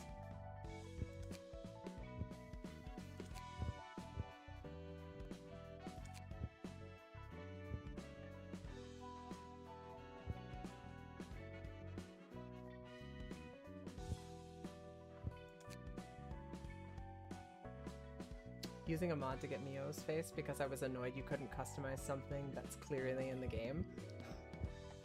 That makes sense. Let me take a peek at Mio's face. Her thing is set to her passive attribution is set to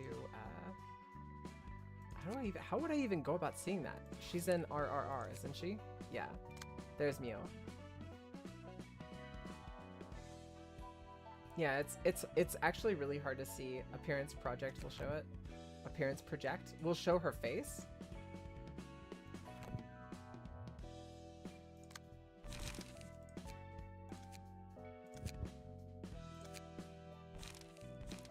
Oh, okay, that's cool. Let me see. Mio's page. Her eyes are super cool for sure. But yeah, the you can't actually use it, you can just see them. Yeah. Well, they have to have, you know, some people be special little beans.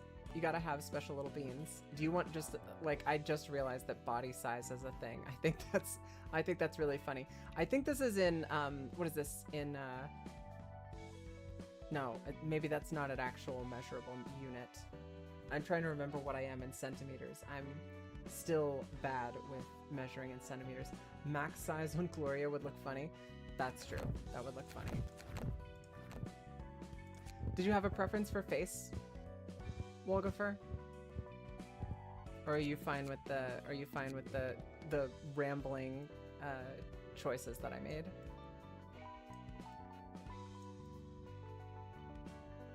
Choose whatever looks good. Okay. I do want a little variation, but I do like the cat mouth and these eyes seem chill, and you seem chill. All right, changes have been saved. Key page. We shall do Gloria's key page. And I actually would like to see.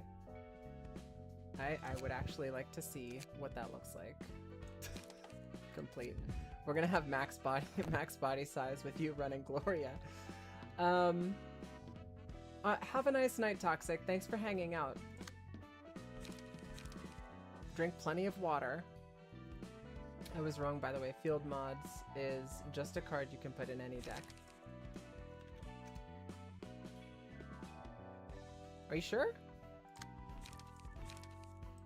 Maybe I didn't get it. Maybe that's what happened. Yeah, I think I just didn't get it. Which is, it's typical. That's typical. You're looking at your game right now. Yeah, that makes sense. That's typical. I'm like, wait a second. I don't have it. And that makes sense that I don't have it. The game decided that I don't deserve it. What did we get? Where did we get that shit? Oh, Book of Yay. Yeah, we did not get field mods. We're missing 5 total cards, and field mods was one of them. Love that. Field mods seems really good, especially because if you're running a light deck, like a small deck, playing that whenever you have a bunch of 1 costs and just boom, now you get to play all of your cards for free. Seems pretty strong. Just never worrying about light. But yeah, let's go ahead and take a peek at that build that you wanted to do. You said you wanted to do Bayard. Will draw your deck, field mods, GG. Basically, yeah. Okay, so Bayard's page. Let's start with, we'll do passive attribution last. Give me, obviously we're taking ready position, right?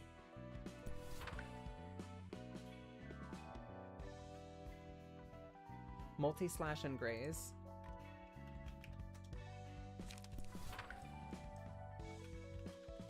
Okay, what else you got?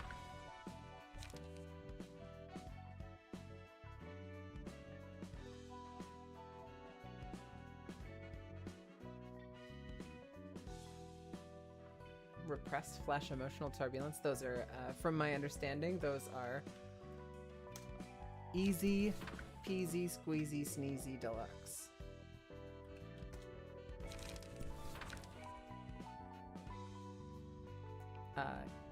Basically simple choices is what I was getting at. They just make sense to play. Definitely emotional turbulence seems like it should just be in every deck now.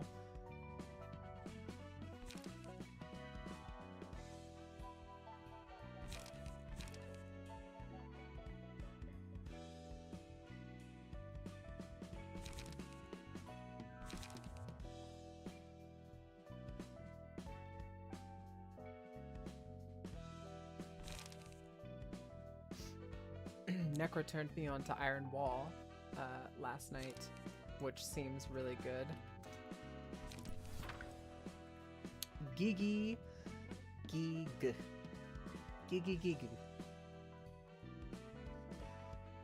for the puppets. Got a little bit of light generation. Actually, never mind. I forgot multi-slash exists. Iron Wall and Sturdy Defense are both great. Yeah. So the last 3 cards.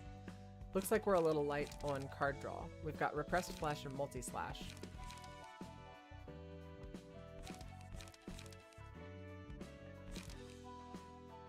As far as Bayards, I see. If the character suffered immobilization, which he gets from ready position, you gain a strength and 2 protection and 2 stagger protection.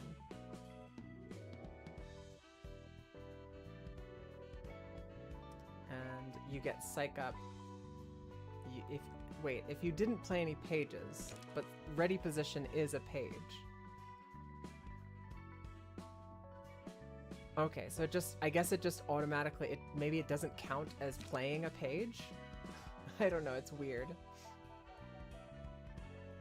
He gets immobilized. Yeah, that's the thing that I understand. It always triggers the passive. Yeah, okay. Inflict 3 fragile to self and gain 1 strength. Yeah. Alright, last 3 cards, Walgifer.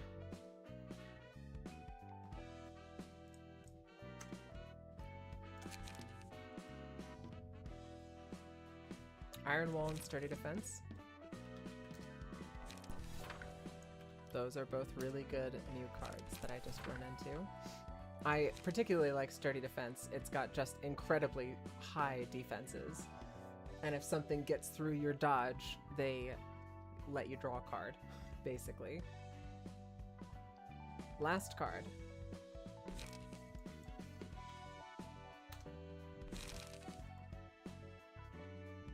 It's an expensive deck.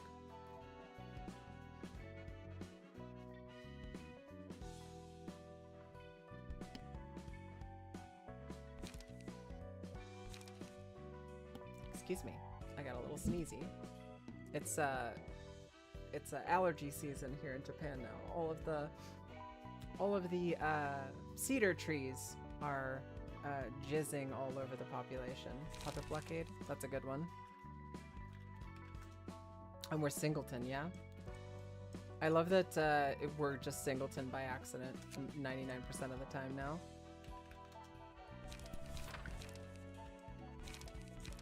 Every deck, Singleton all the time. It's fantastic. Okay. Singleton because multi-slash is OP. That's true. Multi-slash is super, super good. Awesome. Well, we are all set with that. Now it's time to get back to business. Business, if you will. I think we were looking at moving up here using May, Cecil, and Lowell's book to encounter the burn team again. Because it's been a minute since we did this burn team.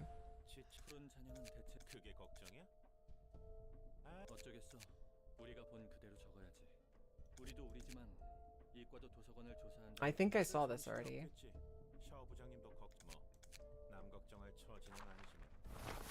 Yeah, we saw this already. This is the one where Zhao says she's going to go whole hog ham to try to recover her Squeeze's book. Yeah, and they've got a whole bunch of single point stab, which is like meh at best. All right, let's get into it. Oh shit! Yeah, you're right. You're absolutely right. We did forget passive attribution. I've already spent the books. I'm sorry, Wolgifer. What we're gonna have to do is you're gonna have to just take a quick note of what those are. And I jumped the gun. I absolutely jumped the gun. I apologize. Now, if he sucks, we can blame the no passives. That's true. I can definitely give him a second, a maybe even a third chance upon your order. All right, so it looks like one of these attacks is going to come in and hit Jebra, and she doesn't have any defense against it. So I'm inclined to defend against it. I think I'm gonna play a level slash and counter this so that we can avoid taking damage, because otherwise we can't really intercept anything else with Jebra. But then again, I don't really want to waste her free attack of the 4 to 8. Yeah, we're gonna no. I've already changed my mind. We're just gonna hit her again in another slot.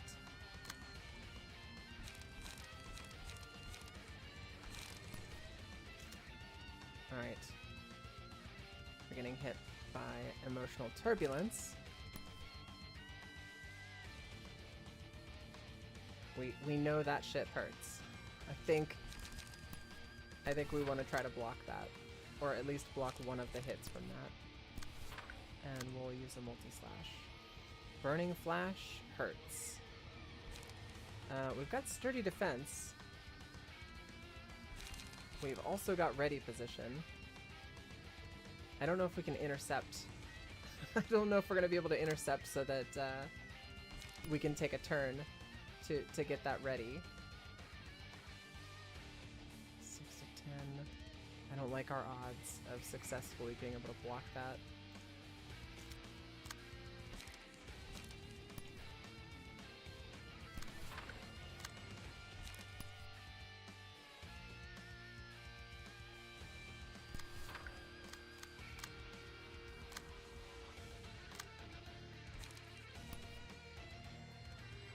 Emotional turbulence. So we are going to. It's getting turbulent in here. Turbulent juice. Real fake doors.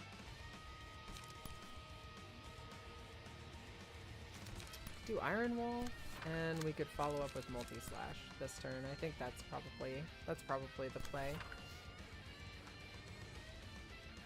You attributed Yay to him, but I assume you want to actually play Yay. That's you would be accurate in that assumption. I do very much like my smoke build, and I'm itching to get them functional again. Actually. Do this, or we could cut the grass. I think we cut the grass.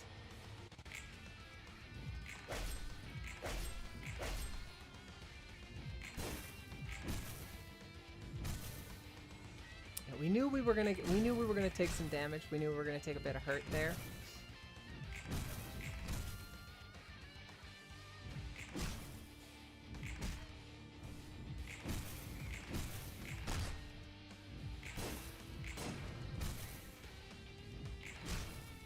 Oof. I was not expecting Necro to get fucking bonked that hard.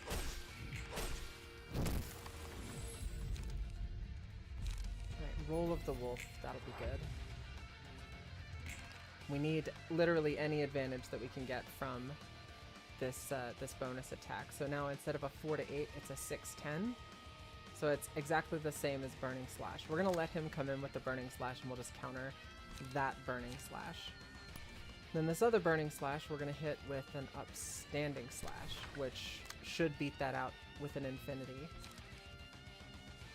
And then I can come in and I can hit here. And that should be a free hit on this guy over here. Good God. That's 2, 4, 5. Oh, five dice are being spent on Wolgifer right now. 5 dice are coming in on Wolgifer, and 3 of them are 6s. Or no, sorry, 2 of them are 6s. Yikes. I don't think I don't think they could be intercepted. Yeah, well, of course we repress the flesh. Deciding which attacks are worth ignoring. Actually, it's funny. Like all of these attacks are kind of worth ignoring. But yeah, we will repress the flesh because we like the bonuses that we get. Right, no, emotional turbulence I think is the one we need to counter with repressed flesh. And then we can use Puppet Blockade against one of these little baby bitch attacks. I like this one for it, but actually if I play Puppet Blockade on this one instead, we'll be able to defend against it, and then when he hits me with this, if repressed fleshes 3 to 7 triggers the first time, I think it'll hit him with the second one as well. So we get bonus attacks, bonus damage. That's gonna hurt, I think. God damn. And it's coming in on Necro again, too. So that's just, we don't love that, to say the least. 2 of these attacks? 2 emotional turbulences are coming in towards Wolgifer. I think I'm gonna need to rethink Jebra's first turn. I think Jebra is gonna need to absorb one of these with her Infinity Die. And then she'll have to absorb one of the other attacks as well. And then this third one that comes in we can ignore. Alright, now do we have any other undefended attacks? This 3 over here is coming in.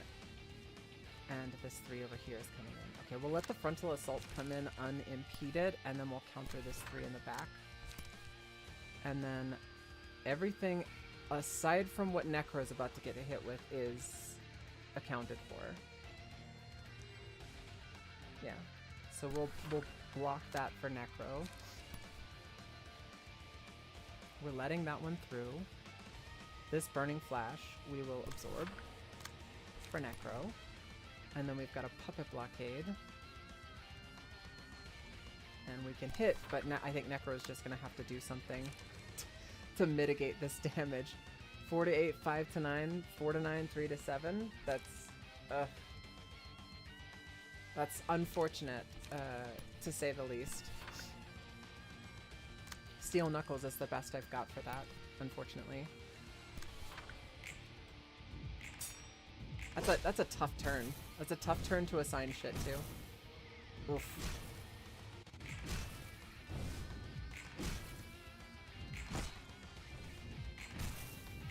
Yikes.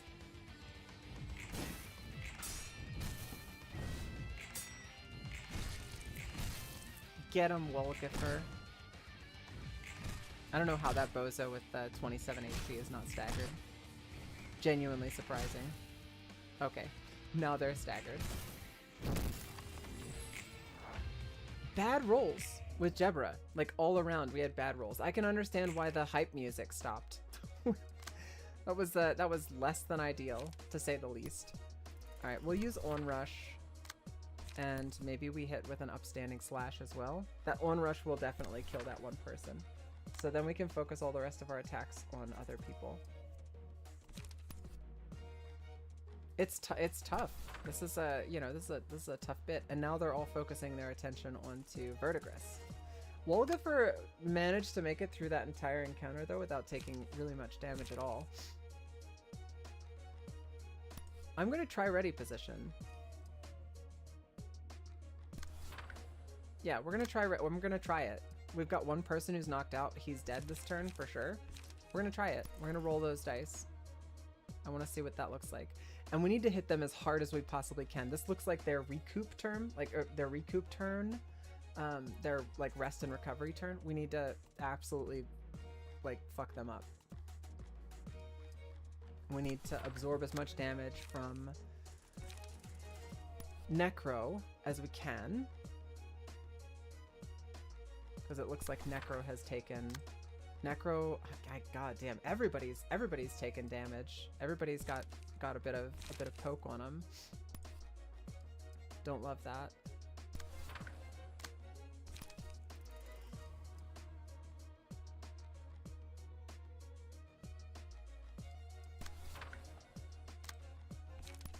multi-slash.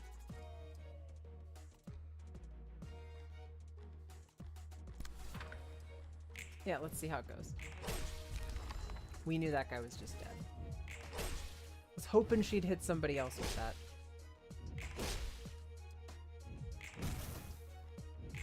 Come on, Verdigris, lock the fuck in. That's my girl.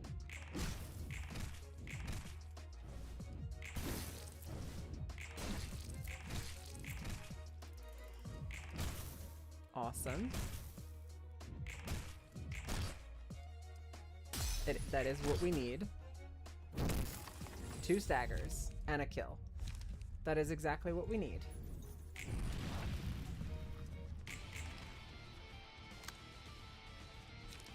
Okay.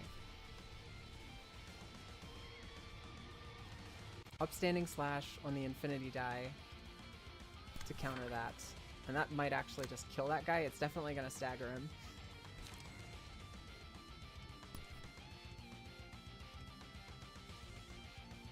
I don't love our chances of countering this particular attack with that, though. Maybe we've got something else we can use. That's not gonna cut it for countering. Pinpoint breakthrough is that's a lot. That's a lot for a 2 cost. That is a lot of damage.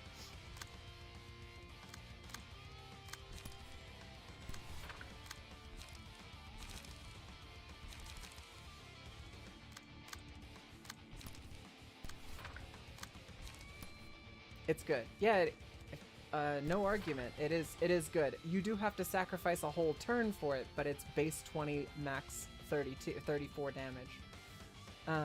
So yeah, spend all stagger resist, which we've got 2, to deal stagger damage equal to what's spent. I mean, the like, it's a lot of damage. It's intense. That's definitely going to be good. We've got a level slash. Hit one of these guys in the back with it. Just because it's free, we're going to charge up Verdigris's big AoE attack. We have Decapitation, which we can use at the beginning of the turn to make sure this bitch doesn't get a turn. And then we've got, god damn, that's right, Necro didn't get to use his ability, so we don't have Castigation yet. But she's going first with Upstanding Slash, and that should knock this guy out.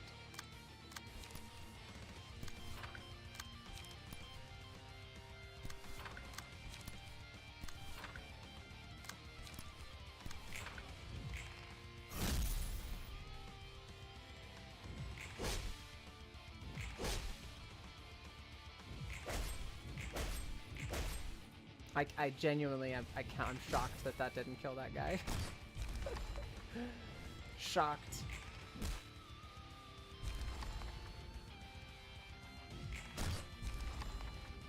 That's what I'm talking about, Phil. You go in there, clean up crew. Okay. That went okay. I think that went better than the first time that I did it, but I could be wrong. Feels a little mid, because this next group is I mean, this is a boss, right? This is a boss fight, so I'm spooked. We saw this before. This shit hurts, and genuinely, Zhao is wildly strong. It's like, yeah, Zhao is really, really fucking strong.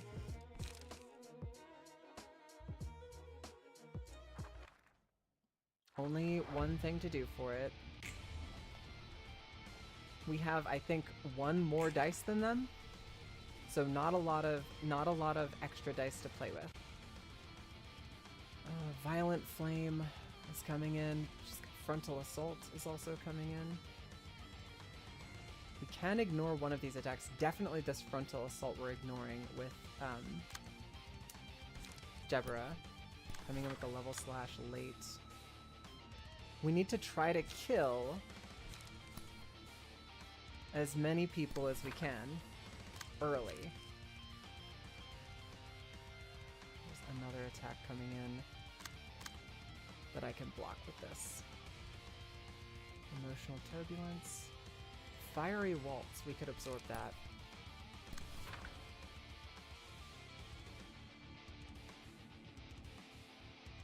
Yikes.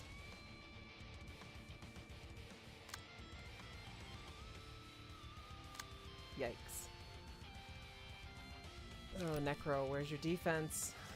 We just drew no fucking defense cards. Oh my god.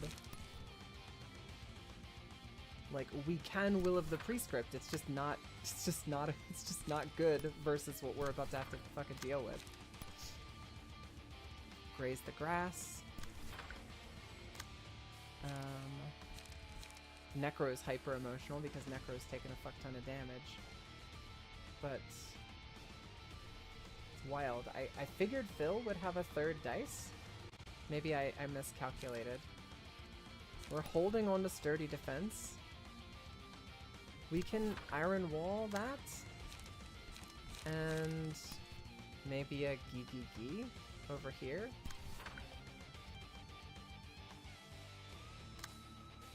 This 5 can intercept one of these two.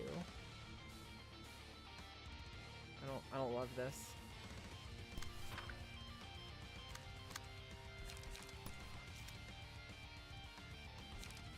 Yeah, I really don't love my defensive options here.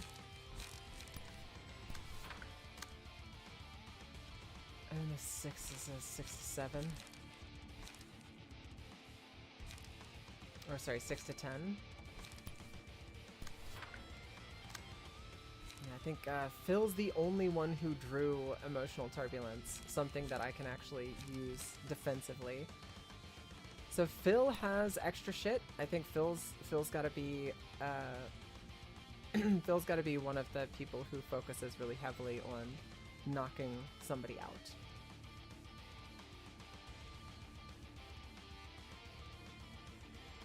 This turn at least. We have to focus, relatively speaking, heavy damage on a single target.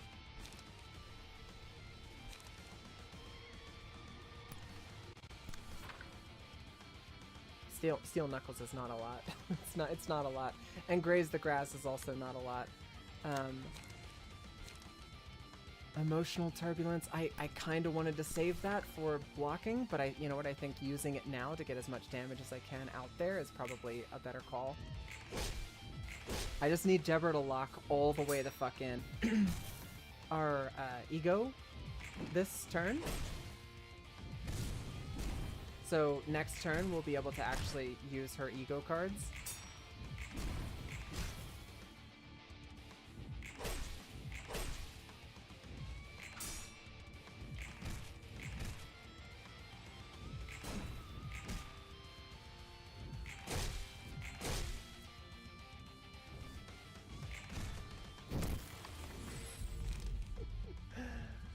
Okay, it looked so intense because Wolgafer like dove from all the way on the other side of the screen into enemy lines and then just went boop and hit one time. It's very, very funny. So now we've got more dice than them. We definitely have more dice than them now. We definitely want to use Focus Spirit this turn to try to absorb somebody's damage. We also have Manifest Ego, which is going to be another absorb card. Let's see, at the end of that, we can do Upstanding Slash. And I'm almost inclined to hit them with Onrush and save Level Slash until next turn. Because Level Slash is 0 and restores light, and after next turn, we're going to need light recovery, for sure.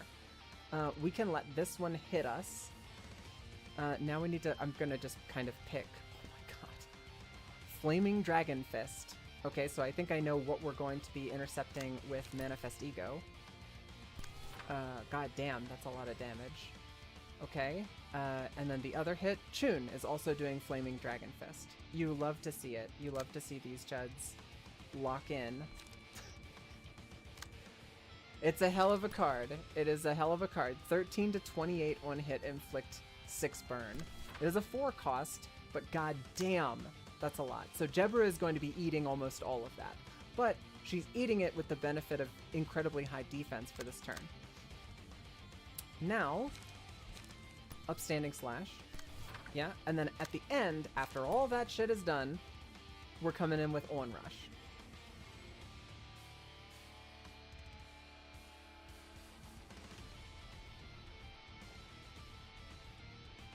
On this guy.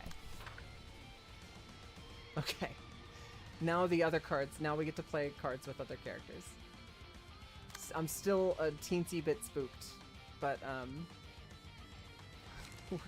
we're gonna make lemonade. We have all of Phil's Light Generation cards, and none of his actual useful cards.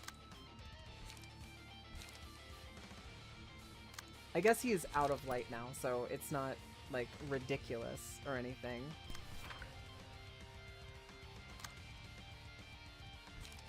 Okay, we've got Emotional Turbulence, and we have Sturdy Defense we can play. Fervid Emotions is coming in. I kind of feel like a Sturdy Defense versus the Fervid Emotions would be a direct counter and a really solid way to play into that. As far as the next card I play, I think I'm going to need to use either Iron Wall or Emotional Turbulence. I think Iron Wall might be the play. Yeah, I think we're going to do Iron Wall against that. And then we've got our 7 cost here. God damn. And at the end, no, what we do is we do Iron Wall at the beginning and intercept this attack early, and then we use Multi-Slash at the end, and then we'll get our light back. Perfect. Alright, now I think we've got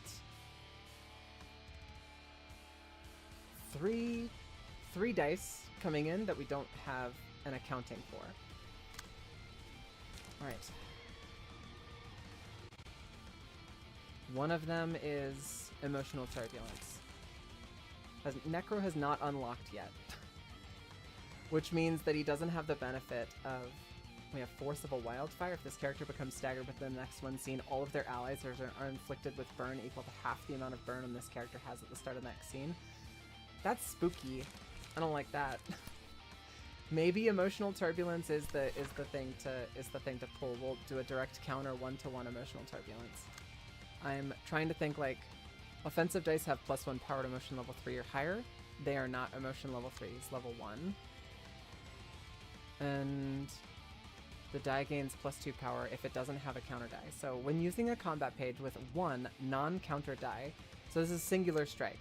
I don't think that's, yeah, that doesn't count. Single point stab gets the benefit of this, but the other one does not.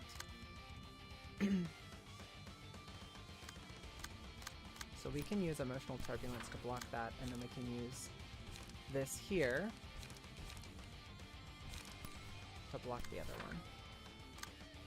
And then at the end, we'll lay down the Multi-Slash. Both of these people need to die. Like, as soon as possible, both of those need to die. Now, we're not getting hit at all. We could do a ready position and prep for next turn and be ready to hit hard. And I think that's what we're going to do with Wulgafer. And that's one complicated fucking turn. That hurt. But not as bad as it would have. Jebra just took significantly less damage than she would have otherwise taken. Verdigris is so close to dead.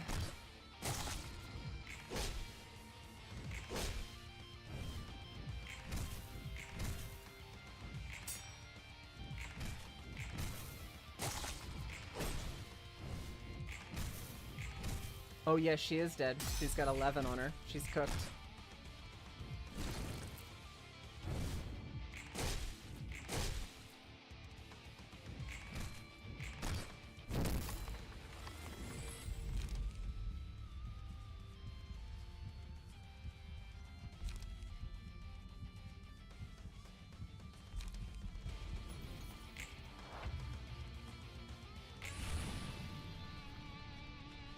One, two, three, four. 4 of them are about to get staggered by Jebra at the beginning of this next turn.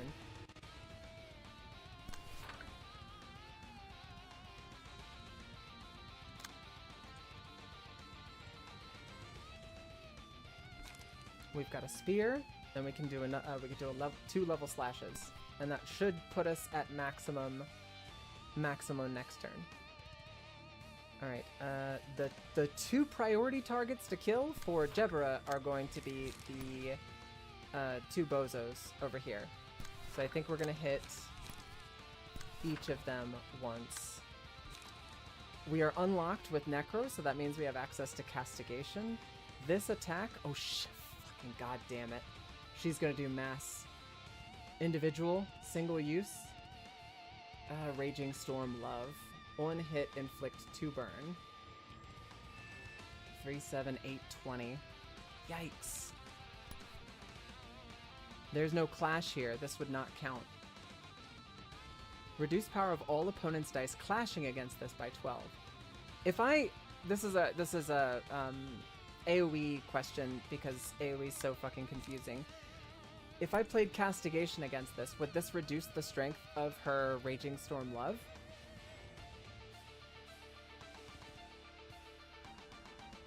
I am just not exactly sure how that works. You can't clash. That's what I thought. It's not technically a clash, so that wouldn't work.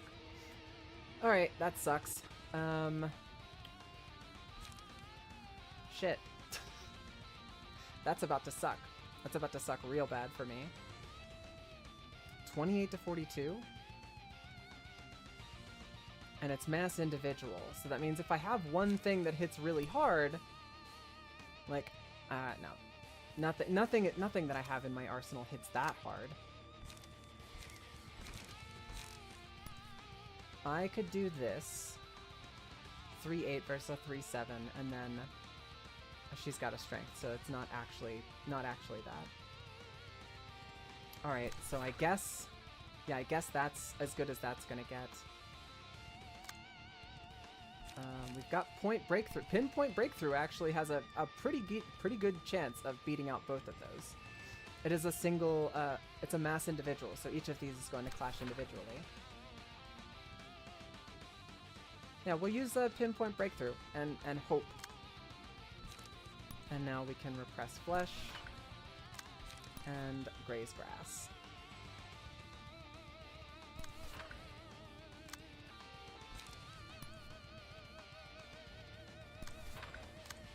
I think a mass summation would... I'd feel better about dealing with a mass summation. I don't know what Necro's gonna do. I think Necro might actually just be screwed in this case.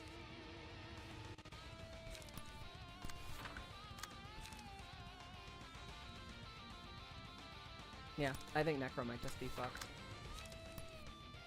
We'll use Castigation just to see if we can get it off. I doubt it's gonna happen though. I think Necro's just dead. Or dead or staggered.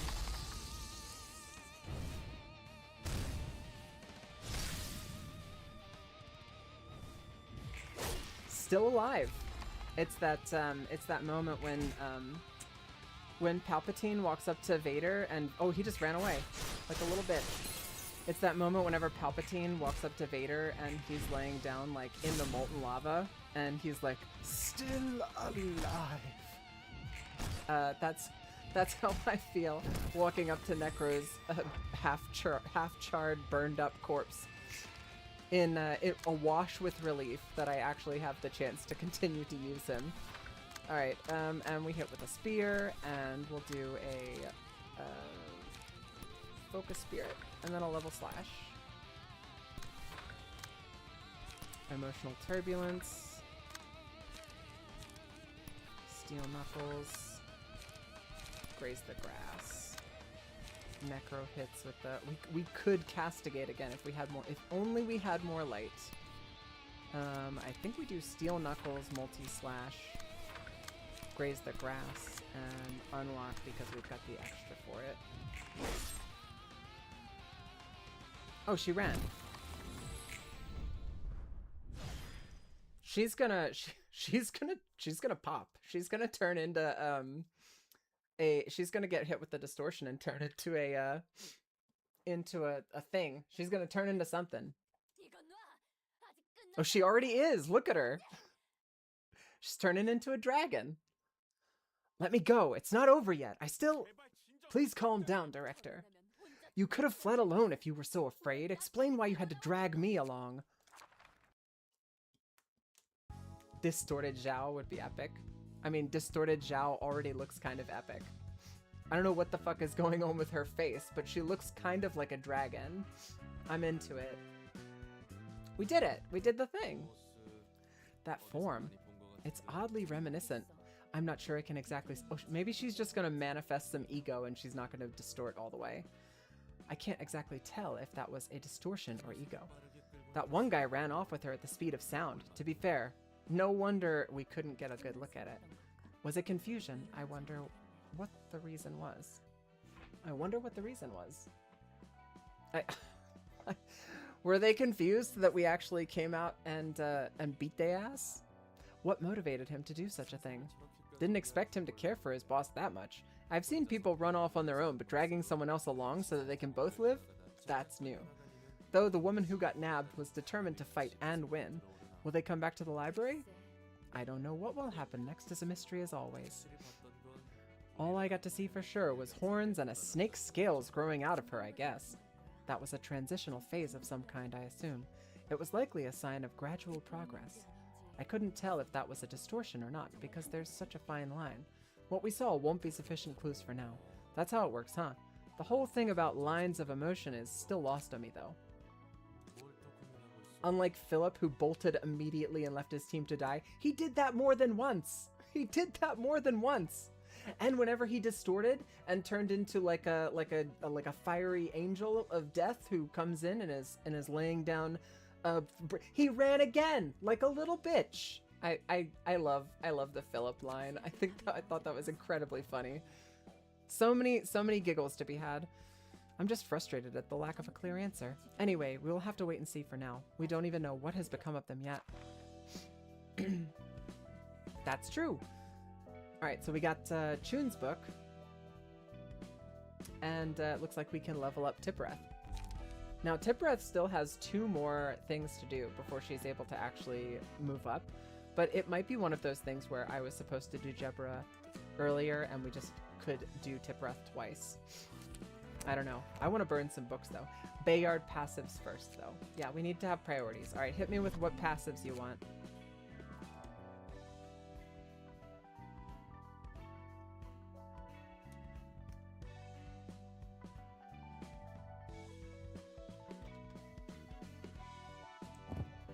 Okay.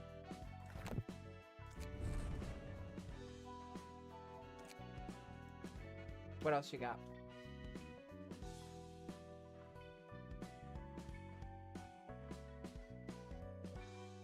That seems pretty broken. Every time the character recovers from stagger. Okay, wait.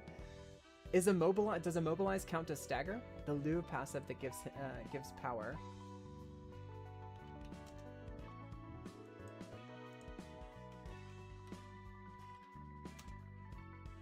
Hang on.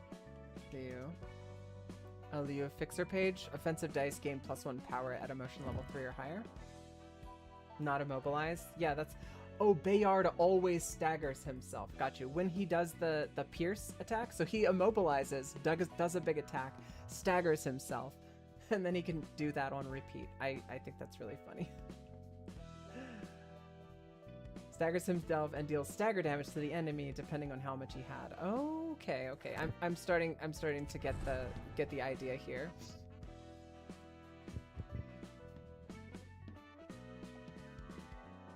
All right, you got 2 points left. Did you want Mind Hauler or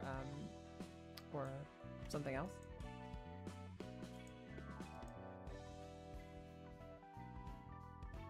Haboob.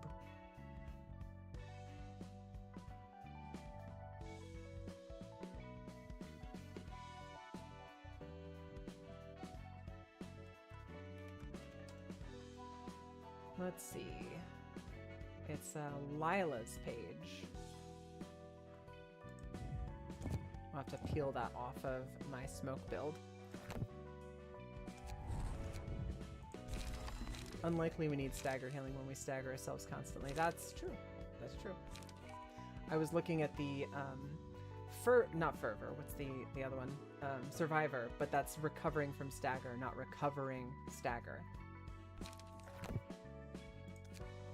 time is it? All right, it's 11:30. It feels good to have a nice little line here. I like Unrelenting on him too, but we need more passive points. That's true. I'm inclined to do Tippereth's build. I think we're gonna do Tippereth's thingy-majiggy. What is it? Servant of Wrath. I think that's new. That's not one that I encountered in Lobotomy Corporation.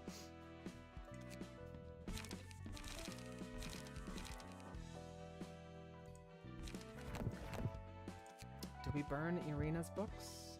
We did. Okay.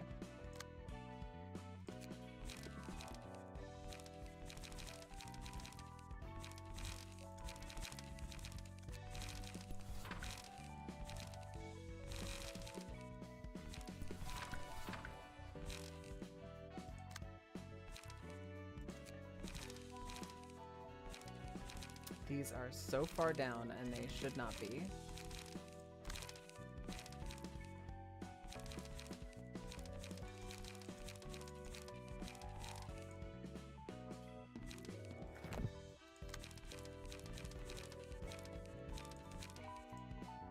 Set favorites, set favorites, set favorites. I need to go into my favorites and remove some, like Walter... Gyeongmi. Gyeongmi was a fun page, though. Hanafuda, Jikon, Liwei, all of these old pages that I used to use regularly. Yujin's page stays favorited. I think puppets are falling out of favor. They're incredibly strong during their one period in time, but I think we're gonna need to start paring down favorites to be ones that we regularly use. We're gonna set Irina's page in here as a favorite. Same with Bayard's page. Puppet key pages fall off, but I'm pretty sure Repressed Flesh is always good. Yeah, it seems, I mean, Repressed Flesh and that new card that we have, they're the same except for one has draw and the other has burn. And a little bit bonus damage if your emotion level is high. Servant of Wrath. Oh, what the hell? He's on our team? And who's this over here? Hermit of the Azure Forest. Hermit's staff. They're all headless. Attacks the Servant of Wrath. Okay. The exploited HP does not fall below 30 from a librarian's attacks. If the character's HP is at 30 or lower at the end of a scene, recover 50% of max HP next scene. Gains 5 power when clashing against the Servant of Wrath. Takes no damage from burn, bleed, or erosion. While one or more of the Hermit's staves are present, uses a mass attack page every 2 scenes. Staves. Oh, it's... Interesting. This is a language thing. Is the multiple of staff? See, I thought staff was an uncountable noun. Staff was an uncountable noun. Unless you're talking about like the stick. Is this just a double entendre? Are these like headless bodies staves in the sense of like a magical foci? Or is it that they're members of his organization? That's interesting. I think that's fun. It's this Servant of Wrath is probably similar to Big and Will Be Bad with Red Riding Hood, but I need to actually like read his stuff too. When 2 realms meet, changes behaviors when all Hermit staves are defeated. On the first scene of the new cycle, attacks the Servant of Wrath. After attacking the Servant of Wrath again on the second scene, uses a mass attack that summons more staves. I think the staves is for the object staff. Staffs would be... I think staff is plural by itself. Because it's 1 staff, 2 staff members. Members is countable, but staff, I think, in the sense of people, is not countable. English gets weird when you have like countable and uncountable nouns. I explain it a lot to English ESL students. I am an English teacher. I've just never seen I've never seen staves used to represent individuals. And in this case, I think the bodies here are foci point, not members of an organization. Right here, I read Hermit's staff, right? Which I read as like a member of the Hermit's organization, like a staff member. That's fun. Today's play, only the Servant of Wrath can defeat the Hermit. The abnormality battle is concluded when the Hermit is defeated. Prioritizes attacking the Hermit's staves. If no Hermit staff is present, attacks the Hermit. While one or more of Hermit's staves are present, after taking 30 total damage, uses a mass attack page, Embodiments of Evil, on the following scene. The total damage counter is reset afterwards. Boiling Anchor. When the abnormality starts attacking the Hermit, uses a... I don't know why that moved. Uses a mass attack page, Embodiments of Evil. The page is used every 2 scenes after. Yeah. Your guess is as good as mine. Alright, so... It looks like the Hermit actually is attacking me with stuff. Yeah, you can give 2 strength and endurance to 2 random Hermit staves next turn. We can just ignore that. And we can focus on the attacks that are actually doing damage.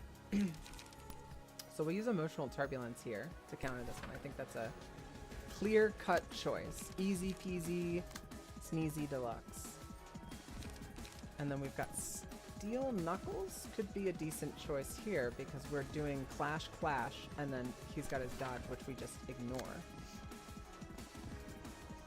After that, we have Hoo-Hoo, which is coming in. So I think what we do is we use Steel Knuckles with the 5 to counter against this. And then we use either Class and Respect or Unlock. I'm inclined to use Unlock here. Now the staves, 2 to 6, 2 to 5, 2 to 6. Let's see, we can come in with an Emotional Turbulence. Intercept that attack. We've got Equivalent Exchange, which is fantastic. And we can use Equivalent Exchange twice, which will draw a page and restore a light. Oh, we can't use Equivalent Exchange twice. Sorry. Draw a page upon discarding this page. Well, I guess we'll have to get her warmed up first.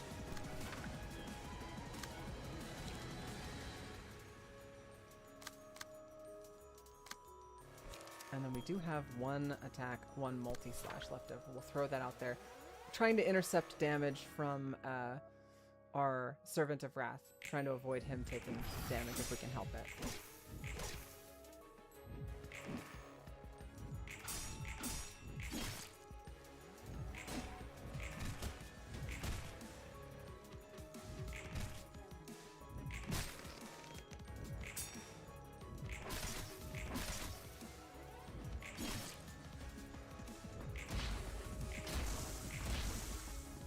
It's pretty strong. God damn. Look at him go. Holy shit. This guy's strong. On a successful pierce, if you die, roll max value, deal bonus damage equal to 10% of the target's max HP. That seems pretty good.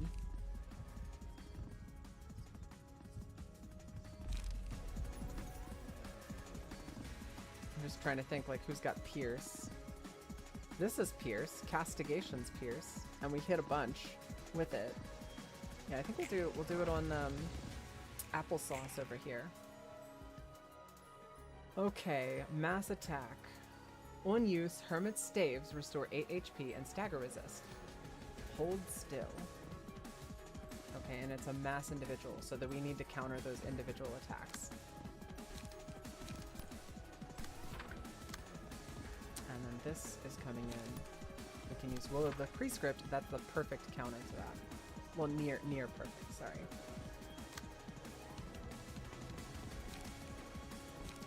We can use... See, I'm inclined to use something that is going to be a recovery here, even though we're not going to really get the chance to defend per se. And then we'll use unlock over here.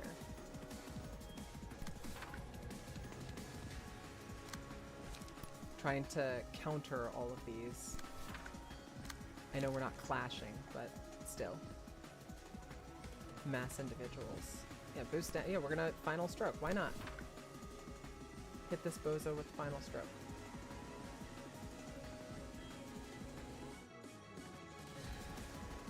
And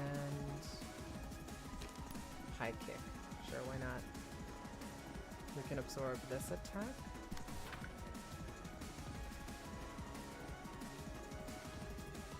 Trying to think, like we need to actually pull an attack off of your boy in the back. Okay, that should be good. That looks good.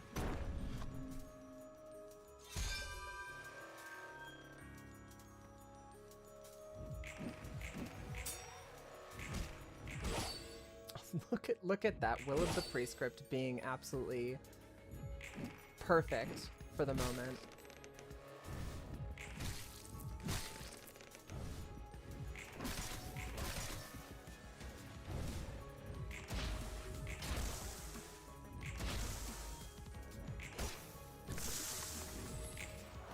That went pretty well as far as dealing with mass attacks go. I hate dealing with mass attacks. Okay, now this is not great. Embodiments of evil. He's hitting us. He's hitting everybody. Mass individual on hit. Inflict 2 erosion on target. That sucks. Erosion is really, really bad. Erosion, wicked. Erosion is really, really bad. I do know that. I do remember that much. We are going to do our best to ignore that though and focus on the boss. Because we need to get that guy down to 30 and we can we're intercepting for the Servant of Wrath to try to, you know, absorb damage for him. But I'm kind of thinking that we might wind up with him killing one of these guys. Let's see, when discarded, all other allies restore 1 light. Discard a random page and restore 1 light. Insurance coverage.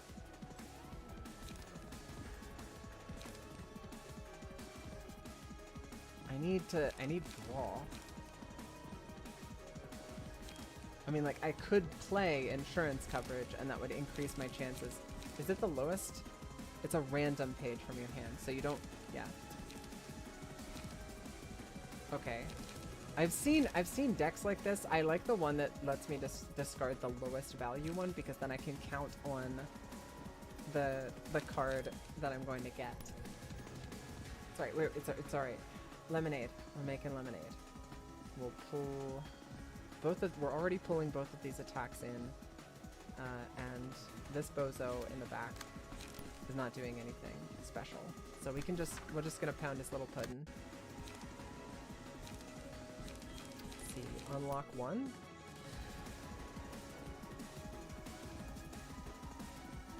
I don't want to absorb his attack from anybody else.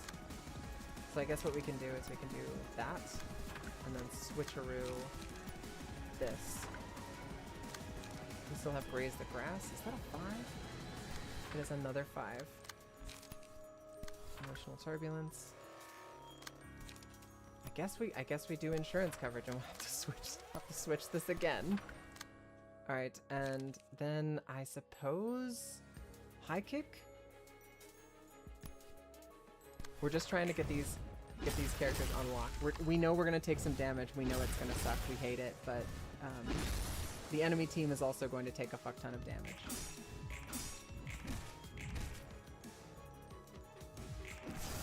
No!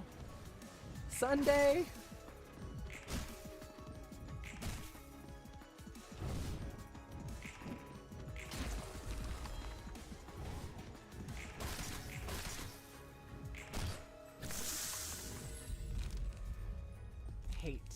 After losing a clash, take 2 to 4 stagger damage and gain 1 strength per scene. I don't like that. The enemy who dealt the most damage to allies is the villain? Sure, we'll do Justice.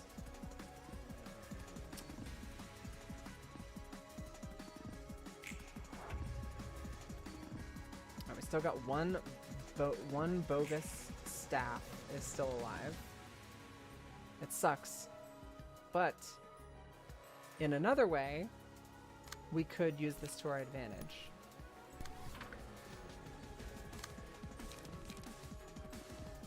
We can do as much damage as we possibly can to, no, we don't want to clash. Do as much damage as we possibly can to this bozo and see if we can get him staggered for the Servant of Wrath next turn. God, we took so much fucking damage from that. Multi-slash is free this turn. Is this... Have we used... We have not used Will of the Prescript with Raymond. Alright, this is gonna unlock Raymond. I thought for sure we would already be unlocked, but... We have to play, some of the same cards, unfortunately, I think, just to get back on our feet. We don't want... I guess not applesauce, this is Sunday. I think Sunday might actually get knocked out. That's not cool. I don't like that.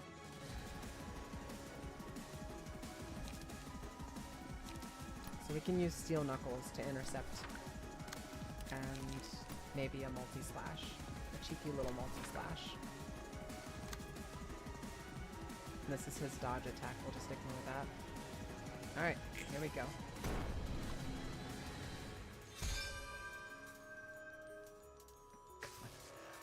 I'm fairly certain that Sunday is just fucking cooked.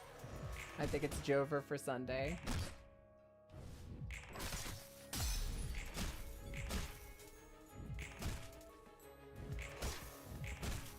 So close to stagger.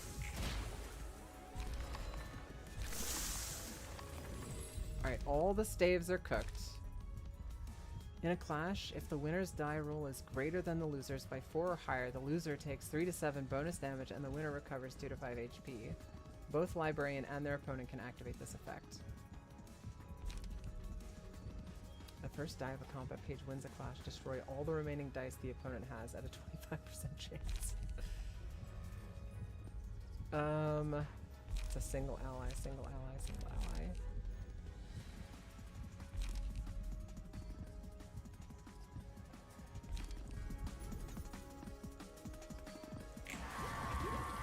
We're putting a lot of our eggs in the applesauce basket.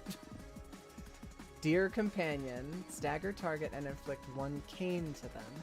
Okay, so like whoever intercepts this is going to get staggered, like guaranteed. So maybe we take. I think Raymond is gonna bite the bullet and take multiple hits here. Because we can't let it stagger. Jesus fucking Christ! And the boss is going to hit us. If he staggers me, you know what? I guess it doesn't really matter because at the end of the day, yeah, it doesn't really matter because at the end of the day, we need to absorb these attacks. So as long as we pull these attacks, we should be good. And we'll hit with a Will of the Prescript. We'll do a Castigation. Oh, that's a clash. I can Castigation this, and I'll like definitely win against it. And then what do? We do Castigation, we do Emotional Turbulence, we do High Kick, and we do Graze the Grass. Alright.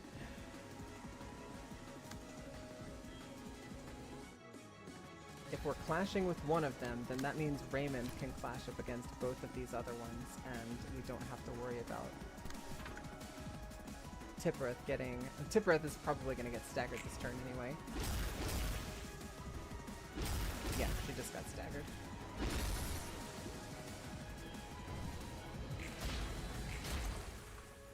Kill him!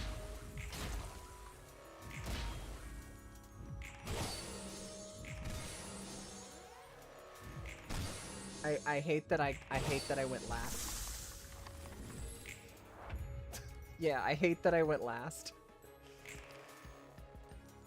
So we can't... Oh my god, no, he healed up to 126.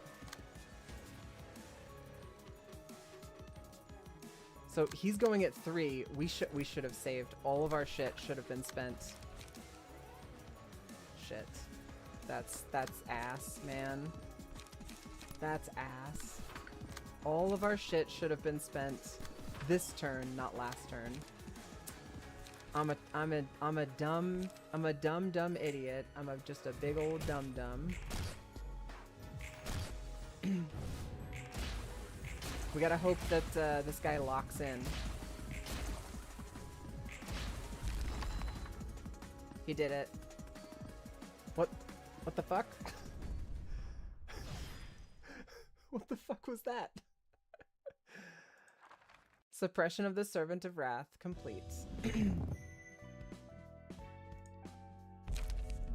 Tips is the magical girl. This is a new magical girl.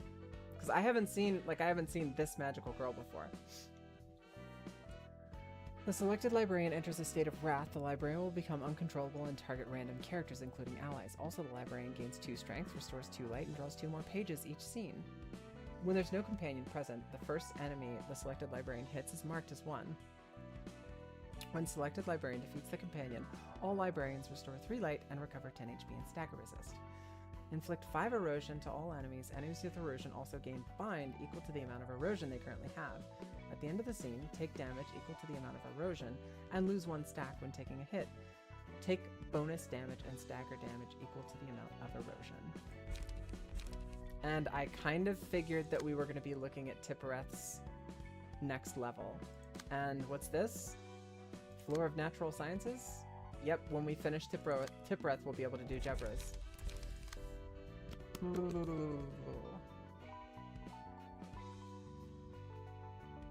I'm like winding up and locking in.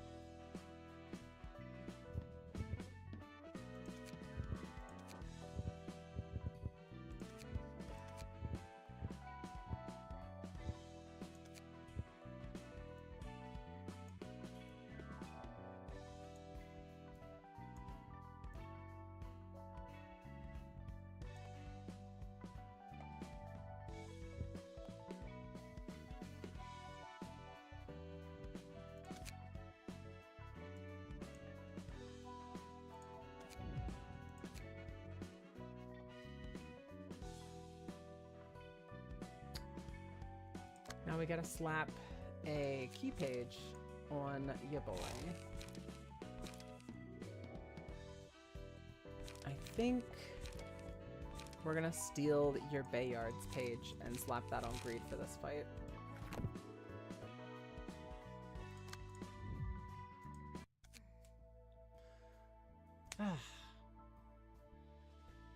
Bayard might actually stagger himself 5 times in a realization. Think of the value. That's I did put I'm putting Bayard in for sure. All right, let's see. Let's see if we can lock in. Lost in thought, are you? What could you be pondering about? Long ago, I used to think that my existence didn't have any meaning. I had no expectations for my life. I just felt obligated to live out the life given to me. And that's changed now? Enoch was different. He always had his eyes set on the light that seemed so far away. I wondered how he could have such an outlook, but I think I understand now. It's expectations that give us the strength to push through hardship. Those expectations being? That we can trust things to become better tomorrow.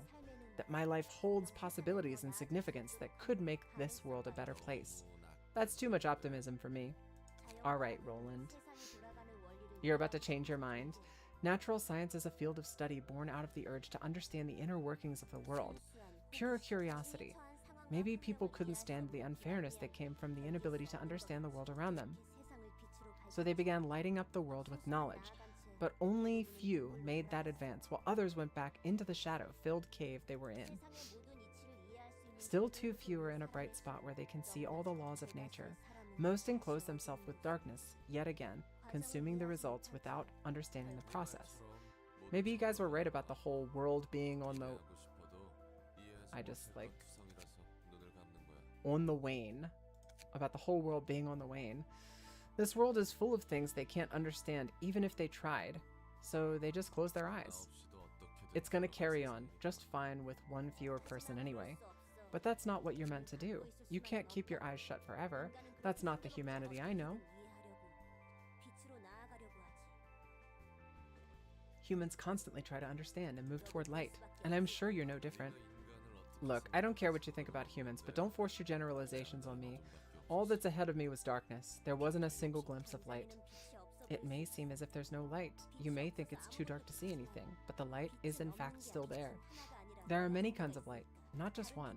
Once you gain the insight to see those other lights, you don't have to stay curled up in the darkness anymore.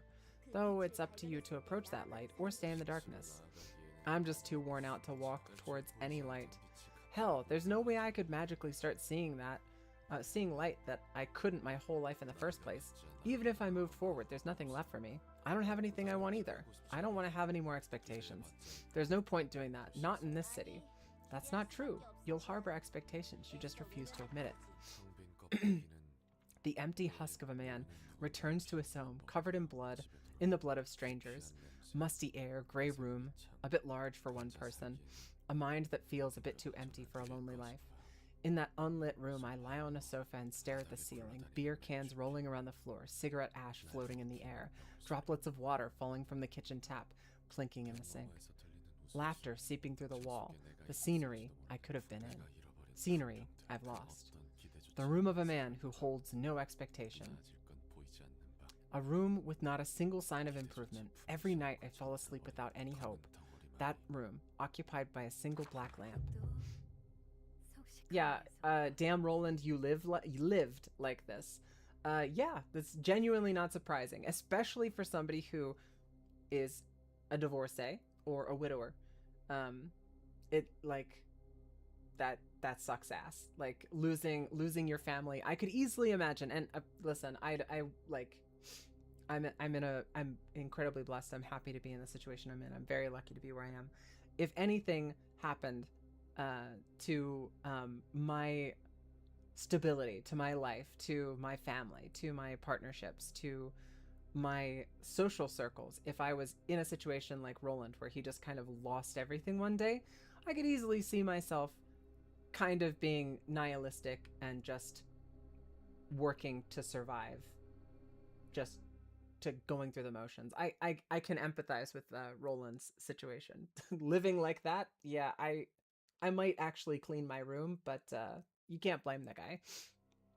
Are you there? Kid with a pitch black heart? I bet you flopped on your bed after lashing out your anger at some unlucky plebs yet again. I'm here to make an offer you can't possibly refuse. Care to give it a listen? You aren't even a real human. What makes you think you can talk to me like you know all about people? Because I know, because I've seen it. I've seen the struggle of humans who writhe in agony to illuminate the world, to grope their way to light. People aren't as strong as you think. They're just lumps. And you? You're a copy of that lump, a fake. There's no meaning to be found anywhere. Damn, Roland, chill. You ain't gotta be such a dick about it. Okay, so I think I get the general vibe here. We had Angela was manifesting. Are we about to have magical girl Roland? Because that would be the best design decision you could possibly fucking make. Hopes are just empty dreams. Expectations will never get you where you want. Tippereth. What happened while I was looking away for a moment? It looks like Roland's mind resonated with this place. The emotions were amplified from interactions with the patron librarian for each floor and their subject matter. That might be why he got ruffled over small things and snapped. It's only a guess, though. That sounds like a plausible explanation. I unwillingly exposed disorderly sides of myself a few times as well because of that. I'm sure you know how to handle this situation by now, right, Tippereth? I'm counting on you. That faint smile on your face. Is this really fun to you? Well, to an extent, yes. I didn't want to be the only one with a history of making an embarrassing scene, you see. Tippereth, people have potential, Roland. Bitch, you ain't shit. That's true. That is basically the breakdown of the conversation that just took place. It's like people have potential and they seek potential, and Roland's like, "Fuck you." Why? Roland, chill, man. Yeah, I love, and yes, he is slaying. He's serving right now. If only Tip could show Roland a LobCorp playthrough, she knows what he's going through. Oh, yeah. He has no fucking idea. Arcana beats. With love. Alright, so we're dealing with a 5 to 10 right out the gate, which hurts. That's a hefty that's a hefty charge. Let's see if we've got anything that can handle it. Final stroke, very unlikely, but we actually, with the boosts from this, would have a +3. That would give us close to what we need to beat that out. And then the 8 to 21, for sure. We would be able to beat that out. So I think we're going to play that. And ignore the other cards because we want to get the bonuses from them being discarded. After that, yeah, I was kind of looking for a Repressed Flesh or something along those lines. I think a Repressed Flesh there would be a good play. I don't have anything else I can play to follow that up, though, unfortunately. Now we can do this, and then follow up with a multi-slash where she's not looking. Sorry, where he's not looking. I didn't mean to misgender you, Roland. Please don't be upset with me. Like a Will of the Prescript and a Unlock. A Steel Knuckles and an Unlock. And we need to make sure that... Shit, no. Raymond, why'd you have to roll so high? Fuck. Raymond, you're fucking my shit up. Are you saying boys can't be magical girls? That's not what I'm saying. I would never say that. Congratulations on getting your federal return accepted. I think mine was accepted too. I used to get so stressed out from doing my taxes. Now it takes like 10 seconds. Maybe we do Steel Knuckles here. I want to use Unlock, but I don't want to intercept anything. But 7 is the highest roll.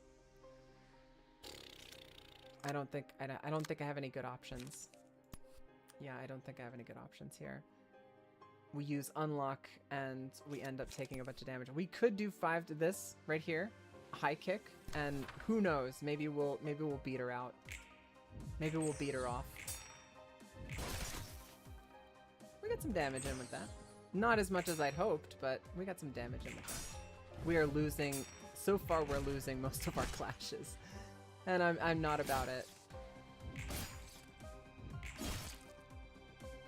Here come the one-sided attacks. This is where we shine. Where nobody's defending. You can put the 7 on it and then play the 6 after. It's whatever one you redirect last. Are you sure? I thought that if the number was higher, it intercepted for sure. 5 to 8. Gain 5 power if the attack is one-sided. Okay, we will make sure that they are not one-sided. Lower the max value of last die by 3 on clash loss. So we need to make sure that we win those clashes. Not ideal. Not ideal, the situation over here with the light. Let's see. 3 to 8 is a decent chance of beating out that. You can see by the arrows which one's clashing. Yeah, I think I tried to do that before. Maybe I'm mistaken. It would not be the first time.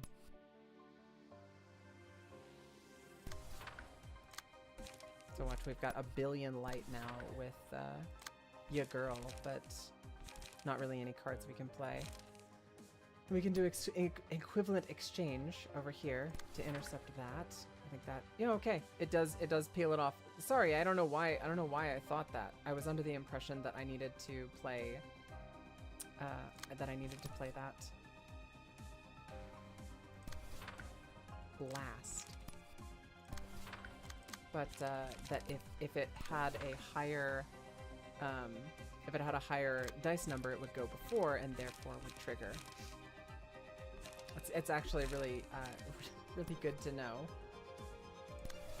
We do our 7 and we do our 5, and then we come back with 3 through 3 to soak up that damage. Gotcha.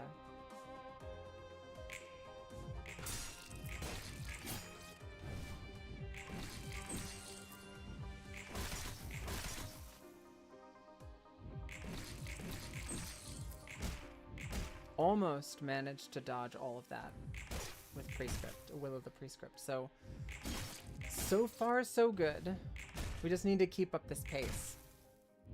What's really nice about this is once we're unlocked with our singleton decks, we stay unlocked, which is really cool, really good. And cool, and based even.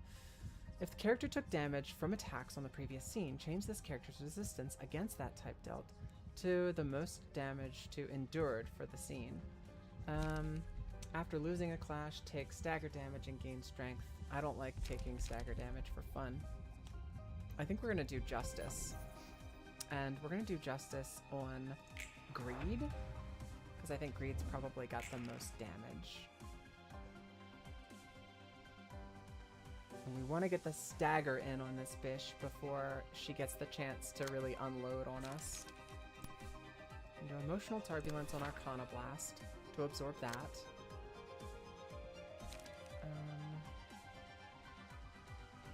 Emotional Turbulence has a pretty decent chance of beating out this as well. So we'll do that. Although I don't think... Yeah, okay, that's the first time that Sunday's using Emotional Turbulence. And then we can use Class and Respect to recoup.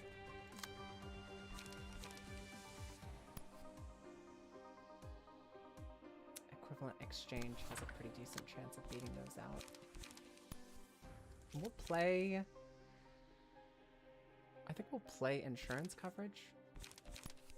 And that way we either are going to do Multi-Party Compensation or we're going to do Switcheroo. Those would both be good cards to discard in this case.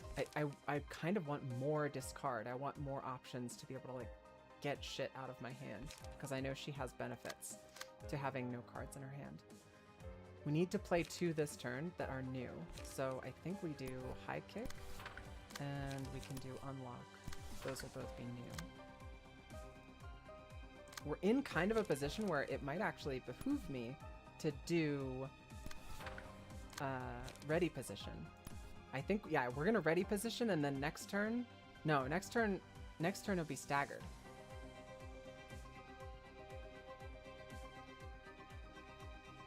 Oh, maybe we do Ready Position this turn and then just try to kill him next turn. Yeah, that's what we'll do. We'll just do that.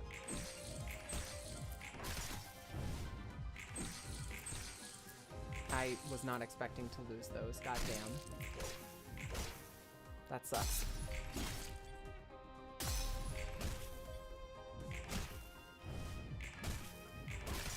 He's about to go apeshit. I'm going apeshit. Give me some credit over here.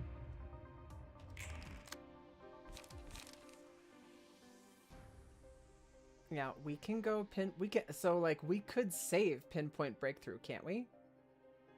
Psych Up cares about on use, so Ready Position doesn't count as playing a card for it. Yeah. So my question here, Walgafer, is like, I understand that like I'm hyped and I'm beefed and I'm giga strong right now, but if I don't use Pinpoint Breakthrough because I know I can take out In the Name of Love and Hate this turn without using it.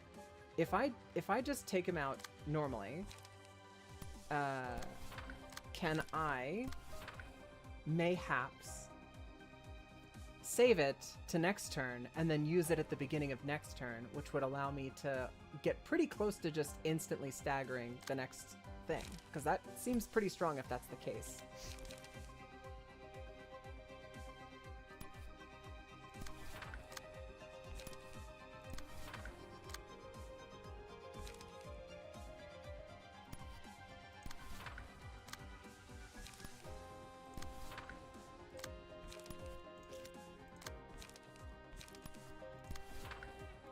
Not sure. I always used it as soon as I got it. Should still be in your hand, I think. Yeah, we're gonna save it. We're gonna see. I wanna see how that looks.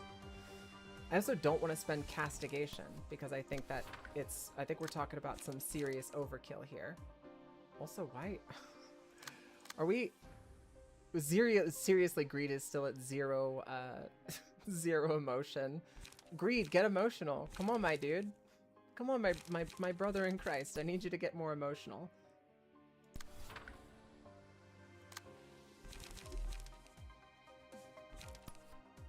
Graze that grass. Get emotional.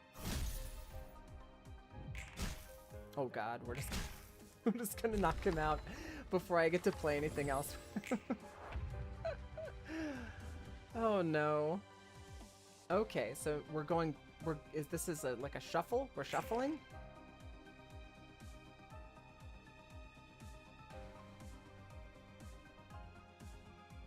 So we do have Blind Rage on our team. We do Eradication. That hits everybody. Including ourselves. We need to be careful about that, about the AoE attacks with this group. Including our buddy. And then I think we want to do maybe Castigation? Castigation's Pierce. Yeah, Castigation I think would be the play. Graze the grass. Emotional Turbulence. We literally just did this fight. I should know exactly what I should be doing. And we can do Unlock 3. Pull on this little bitch. We've got Final Stroke. I'll use on... Oh man, all of these guys take... Okay, so Blunt is good up against the minions, but dog shit against the Hermit. The Hermit takes like no damage from Blunt. So all of our stuff that goes in should be Pierce or Slash.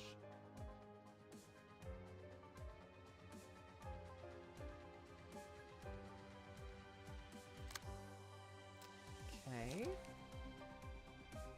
We can do High Kick, Blunt over here. Yeah, and now Greed's got Pinpoint Breakthrough. Can I get more than one Pinpoint Breakthrough in my hand? I mean, I can't play Ready Position right now, but like, I have Ready Position in my hand. Could I just do that again? I think that would be really funny. You can stack them? That's fun. I mean, you can't use more than one, right? As long as you have the hand size for it. That makes sense, yeah. So I think we want to save this until... Yeah, I think we want to save this.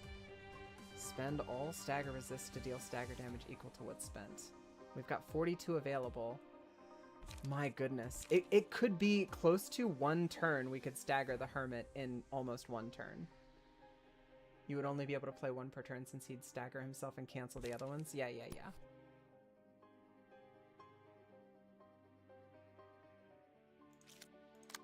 I think we're gonna do it.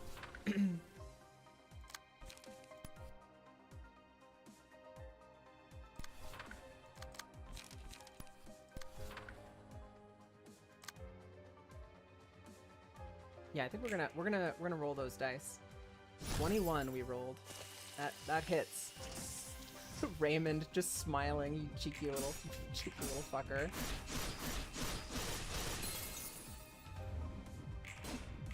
Everybody on my team is fucking ulting right now.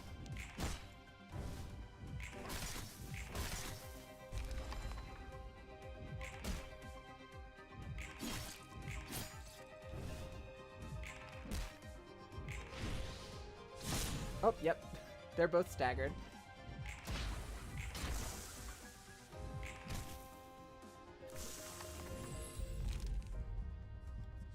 Okay. That sucks. In some ways, it sucks because I was hoping that we could get the stabs killed and stagger the boss this turn. Didn't work out that way. On a successful Pierce attack, if the die rolled max value, you get bonus based on percentage of HP. I think after winning a clash using offensive die, a random ally recovers 3 to 5 HP. We like that, and we're gonna put that on Applesauce. Applesauce has been fucking crushing it. You love to see it, Applesauce. Go, girl.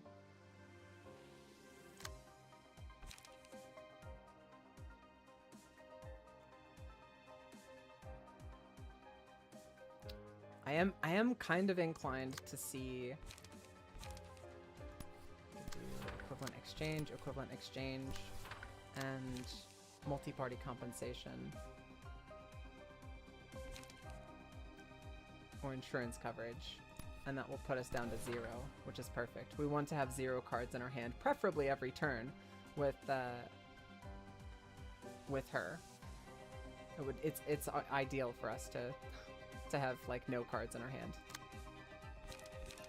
And we have castigation again. I think the play here is, I think we could just high kick probably, and then we'll have unlock 2 played. Maybe as just over here as a little cheeky, just in case bonus. Unlock 3 we'll play on that guy and a Will of the Prescript. We just want to make sure we have all of our cards in our hand with applesauce. Or sorry, that's not applesauce, that's Sunday. Raymond is at a full deck. So we can get this out of our deck, and we can get this out of our deck. We're cleaning house with our builds. Alright, that did that.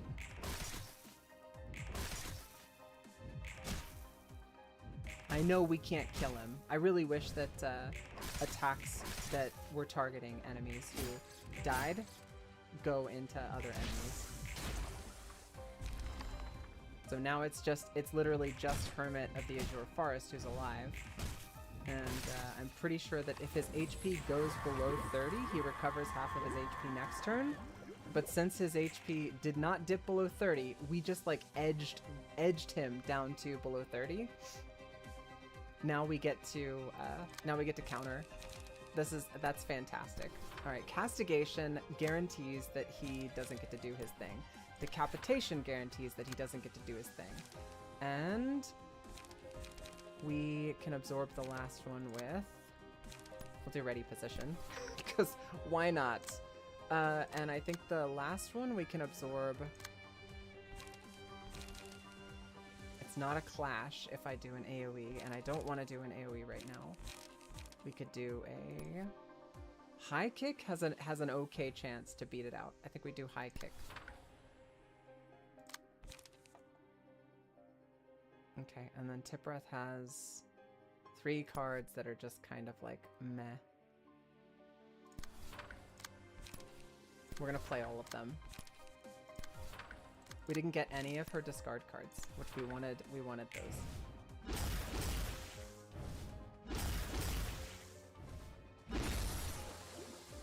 Ouch.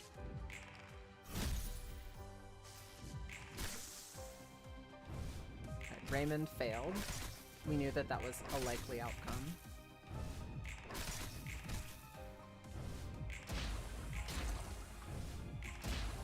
Oh, it's only blunt?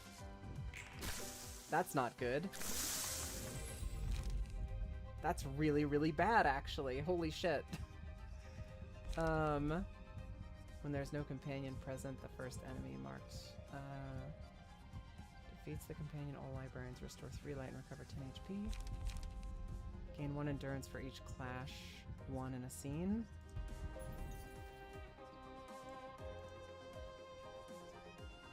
This is bad. We are in a bad position. Rise, minions. Fuck. We fucked up. Dog. We fucked up.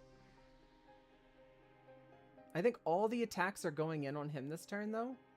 So I think as long as we jump in, gain power by ×3 the target's cane. What's my cane? Oh, wait, no. What's my cane? Oh, there's a cane tracker that I just haven't been paying any attention to.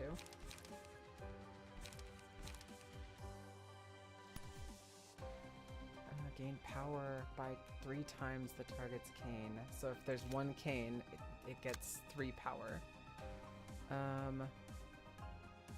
I'm pretty sure that this is the time to use pinpoint breakthrough.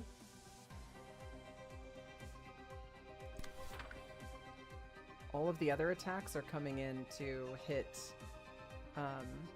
blind rage. There's an attack, so like there's the AoE attack, but I think literally all of the attacks are going to hit blind rage.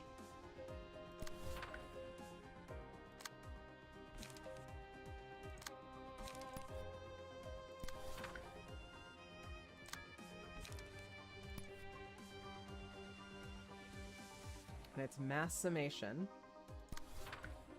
So we can beat this out, but I don't want to spend cards to do it. We play multi-slash? No. Graze the grass? No. Gigigi? Gigigi might actually be able to do it.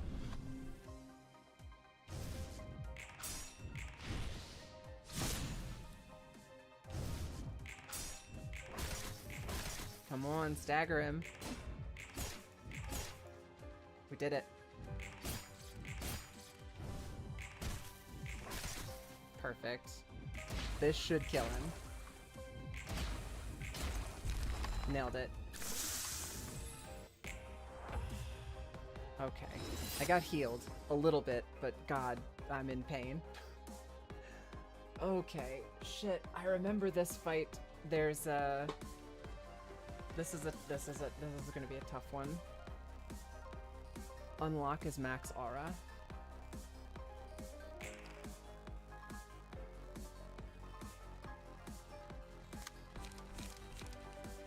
Restore 1 light and draw 1 page on use. That's pretty good. Unlock 3, pretty damn good. Okay, I'm trying to remember this one. If the target fails to deal any damage to its target while in despair state, the sword will impale Roland, dealing damage to him. Failing to deal any damage. That is... This die deals damage equal to dice value X. Okay, so we need to beat this thing's rolls.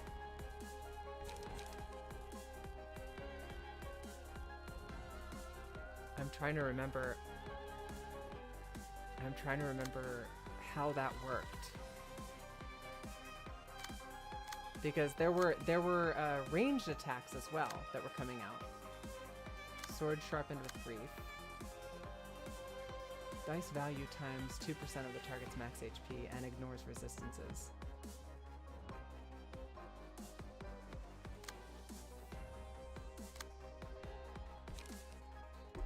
Castigation. I would love to play Castigation. I do not have enough light for it, and Greed is knocked unconscious as well.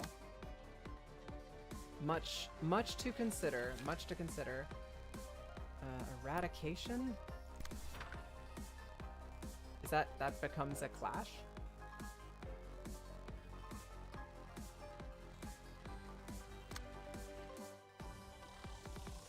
And this one has tears. If the target fails to deal any damage to its target while in despair state. So we need to just manage. We need to manage this turn. This is the turn. We just need to manage this turn and make sure it's one turn at a time.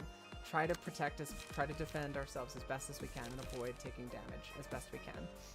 We need to prep for future turns. 6 versus this 5, 4 to 8, 3 to 7. It's a decent set of rolls to match up against theirs, and we've got the +1 bonus to our damage. Will of the Prescript.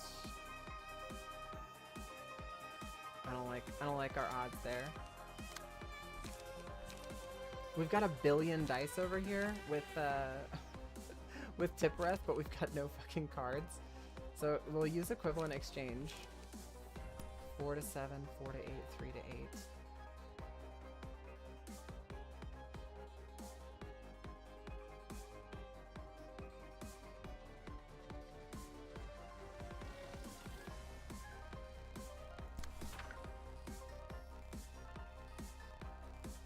So Greed knocked himself out last turn. He could do a charge the following turn But I think the play here would essentially be we need to get the swords when they go into despair state.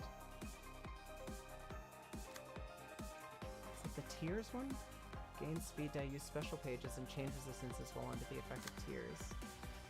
Despair. When a sword with tears takes lethal damage, falls into despair next scene. Okay, so I need to basically target this sword as hard as possible.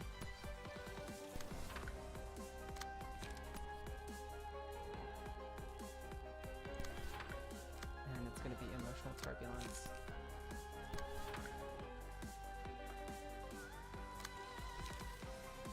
So unlock and class and respect. And then equivalent exchange comes in. And we've got unlock 3. We definitely want to play unlock 3 as often as we can because that card is awesome.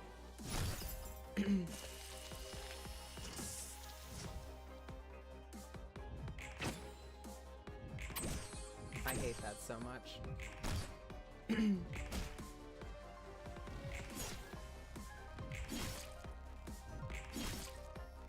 Slashing damage is trash.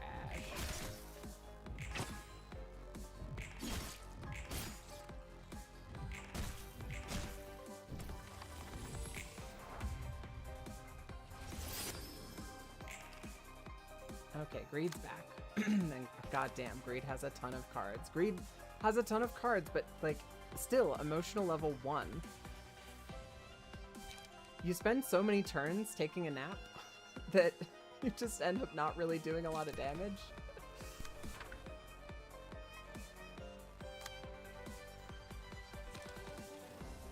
Graze the grass. High kick? No, we're gonna need something that can survive multiple hits. We'll play that and multi-slash. We'll intercept these two.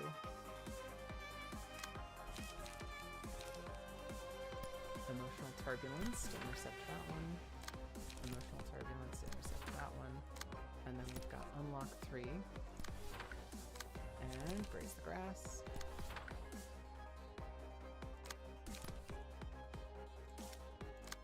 Equivalent exchange. Why do you hate naps? That is it is actually a really appropriate,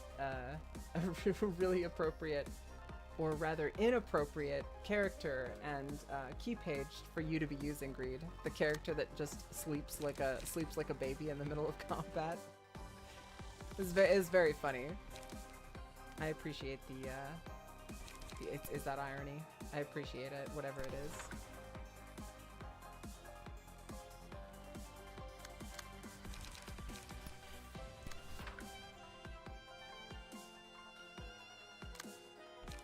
Hopefully Greed gets a little bit more emotional. We need you to lock in.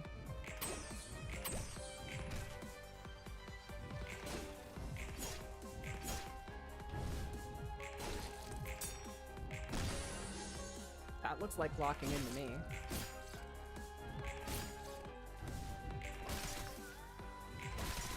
Okay. Everybody's beating the absolute stuffing out of this one sword. Fell asleep in band practice when I was a teenager. I can sleep anywhere if I'm tired enough. That's my boy. Alright, here comes Heart-Tearing Sword. Heart-Piercing Sword and Heart-Breaking Sword. If it fails to deal any damage, the sword will impale Roland. Okay. So I need to intercept the attack. I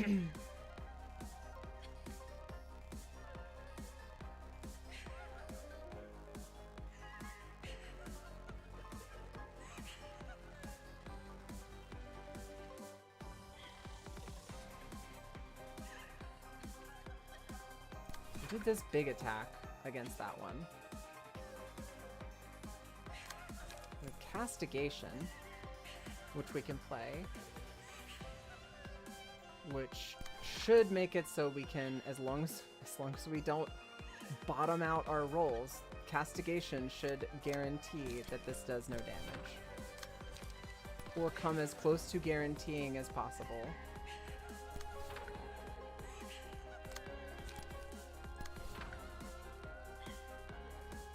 Alright, and we've got Decapitation is set up where we want it to be. We'll use Unlock in the back.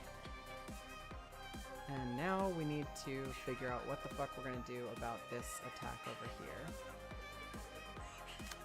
We've got Repressed Flesh. 373625. 474949. And Greed's got 3 strength. I think we have a pretty decent chance of just completely mogging this attack. And it does no damage. It's really important that it does no damage, but we should, with the bonuses that we have to strength, we should just completely wreck that. It should be no contest. And we're just gonna have to see how it goes. Yep, that's 1. That's 2.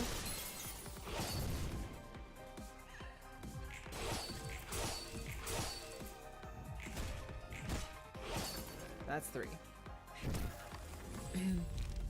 And now we get 1 turn. The selected librarian enters a state of wrath. They become uncontrollable and target random I don't like targeting random characters, not gonna lie. I actually kind of hate that. When there is no companion present, the first enemy the selected librarian hits is marked as 1. When the selected librarian defeats the companion, all librarians restore light and recover HP and stagger. If the first die wins a clash, destroy all remaining dice at a 25% chance. We're gonna put this one on Greed. Wrath seems like a bad idea here. Yeah, I think it would be a bad decision. Alright, staggered and all damage is considered fatal. Unlock 3, because it is what you do. Emotional Turbulence. Class and Respect. Emotional Turbulence. Multi-slash. Unlock 3. Final Stroke. Oh, we have Final Stroke in hand also. It's, I think it's Jover. I think it is, I think this fight is Jover.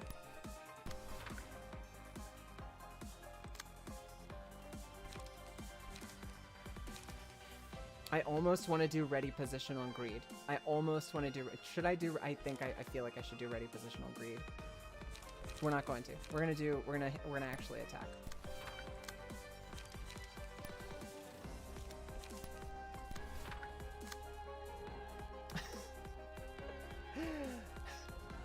Well, now I have to ready position. I don't know. We'll see. I think I've got this covered. That's a lot of damage. I'm pretty sure. Oh my god. Yeah. If I had not ready positioned and I had attacked, I'd have so much egg on my face right now. Roland, look at you, girl. That drip is so cool. That looks so cool. I love that. I love that for him. Slay King. Overwhelming Luster. On Clash win, next die gains 2 power. One hit, break a speed die of the target next scene and inflict 2 feeble. We need to beat that. We need to make sure that he doesn't land that. On Clash win, reduce the power of the opponent's next die by 2, destroy opponent's next die, and gain 2 strength next scene. Holy shit. So Roland right now has 7 strengthened. I'm inclined to pinpoint breakthrough. But with a 7, I think we can easily beat out this. And we can easily beat out this one. I think the play might actually be to do, if I play Emotional Turbulence first, and then I play Pinpoint Breaking, or Pinpoint Breakthrough, when the second one, I'm pretty sure that means that I will get to do the first attack, and then I'll get to do my second attack, and I'll stagger myself on my second hit. I want to utilize having that I want to utilize having this much juice as much as I can, right? So we've got +2 to our defensive rolls as well. I think we're gonna eat this also, and then we'll have Roland jump in with Pinpoint Breakthrough. We're gonna reverse this. We're gonna have Pinpoint Breakthrough hit. We can't have it hit first. Shit. Hang on, I need to think.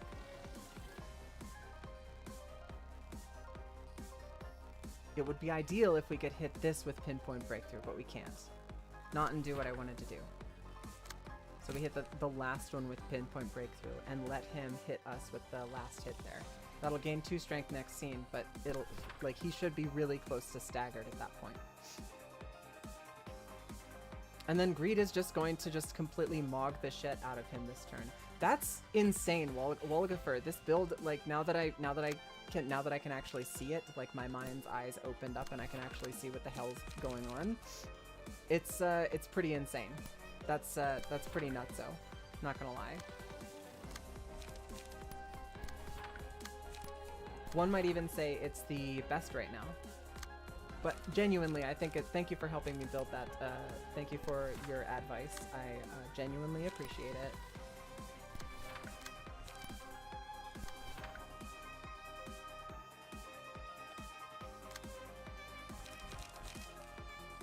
I don't know how I feel about Tippereth's build.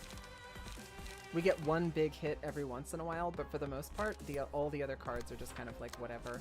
I can play them like I am right now. Like I can just boom, just throw them out so that I get them out of my deck. But I do feel an awful lot like I'm just not doing anything with Tippereth. Alright, we do Graze the Grass, and we don't have any extra light with Raymond, so that's just gonna be what it's gonna be, and then we'll do Emotional Turbulence up here.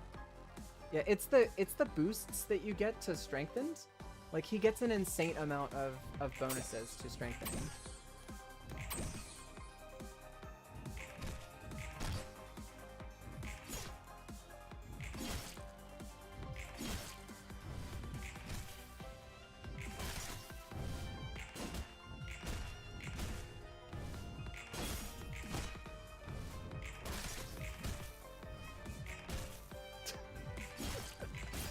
This Roland literally this turn just is not able to do anything. He's just completely at the mercy of my team. My whole team just gets to beat on him. We did not quite get the stagger off, but he is at 41 stagger resist. After all of that, I don't know. That was a hell of a turn. Bayard with 7 strength. Yeah, that was a hell of a turn. And we are actually prepped up for Castigation, for example, to land.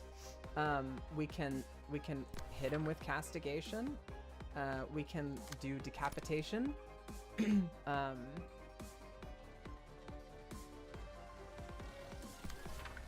think this one with Decapitation. Class and Respect to follow up, and Graze the Grass. We've got Emotional Turbulence, can eat this last attack over here. It's okay if Raymond takes some damage. Raymond is not nearly as emotional as he should be.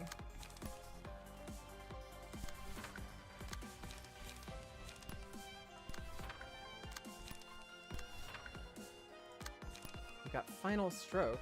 I actually think Final Stroke might be the play on that last one. Yeah, that looks good.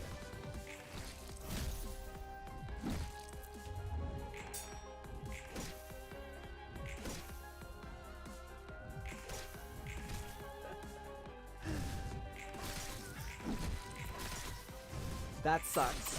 So Tipret's attack did nothing.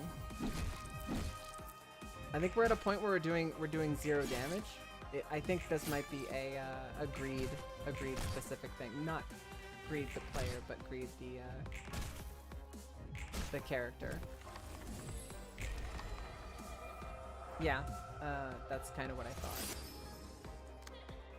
She's ulting. All right. Let's see. Uses a different set of combat pages on a successful hit. Deals bonus damage to equal to stacks of bleed on the target. Every 3 scenes creates brilliant bliss and becomes untargetable but does not act. The following scene uses a special combat page against a single target. Yeah.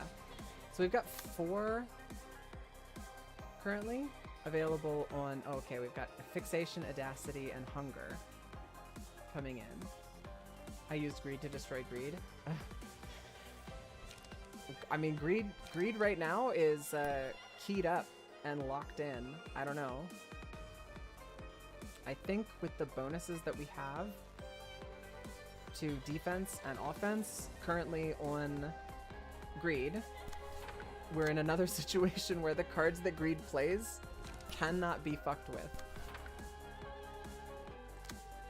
Like, actually cannot be fucked with. Like, I don't think she has any way to deal with what Greed is dishing out right now. So everybody else just gets to kind of hit for free. And with all of the, like, I love, seriously, Unlock 3, Multi-Slash, Graze the Grass, being able to throw these out and heavy, really heavy hitting cards early, but getting to use the rest of these for free is so good. Unlock, Restoring Light and drawing a page, Multi-Slash, Restoring Light and drawing a page. My god, this, seriously, this set of builds is nutso. I love them.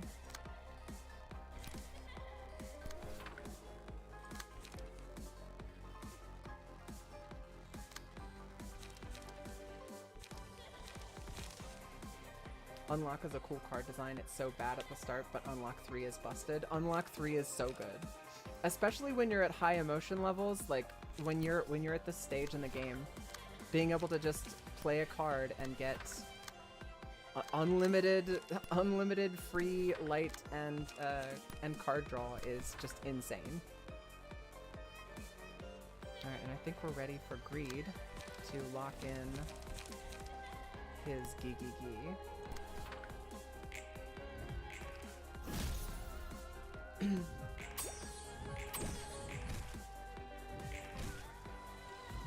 Bonk him.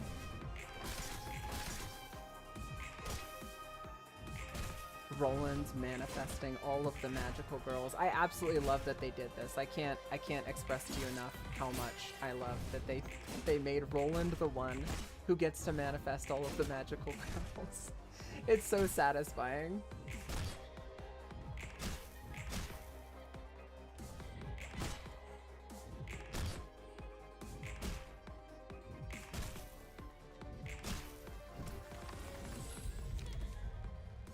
Inflict 5 erosion to all enemies. Enemies with erosion also gain bind equal to the amount of erosion they currently have.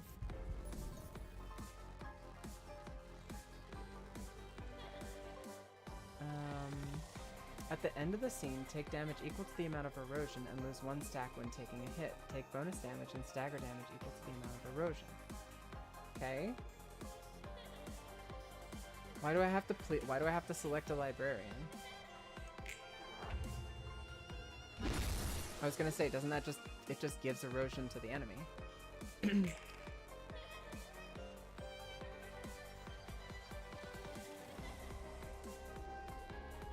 Alright, we still have +4 strengthened on Greed right now. I don't know. He's absolutely locked the fuck in and cannot be hurt by Greed by Roland right now. Unfortunately, Roland rolled high. And I'm going to have to actually engage with the mechanics.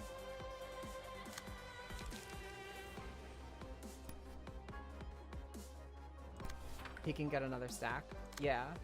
I know if I ready position, he'll be sitting in a much higher position with the +7 strength, but right now I'm concernicus about... Oh, we could use Castigation. Yeah, let's use Castigation. And we can't use Decapitation this turn, as much as I'd like to. Because Raymond doesn't have any light. Raymond.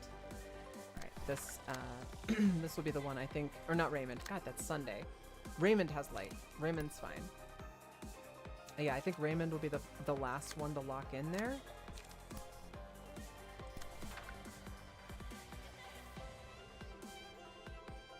I think we need to do multi-slash and class and respect to get all of our light back. And then Raymond can do a multi-slash, which is free this turn, and a graze the grass, and everybody else needs to lock in their attacks as well on this first open slot. We have equivalent exchange. Alright, now we do our last attack, which is going to be Emotional Turbulence here with Raymond, and then we have our attacks dubbed out where we want them to be.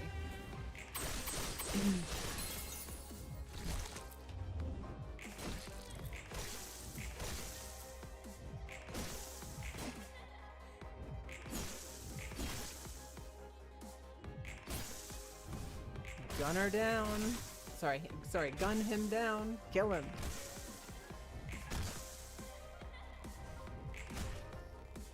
Yep, it's Jover. Now, what the fuck is happening? They're all witches! God damn it. So, Nihil. All returns to nil. Has unique modes of behavior that cycle in the following order: Nihil, Greed, Hate, Despair, Wrath. Each mode features different passive abilities and combat pages. Pointless Endeavor takes no stagger damage outside of Wrath mode, takes no damage from Bleed, Burn, Erosion. This character's speed dice cannot be sealed. Petrified Hate, Ossified Despair, Lapidified Wrath, and Fossilized Greed.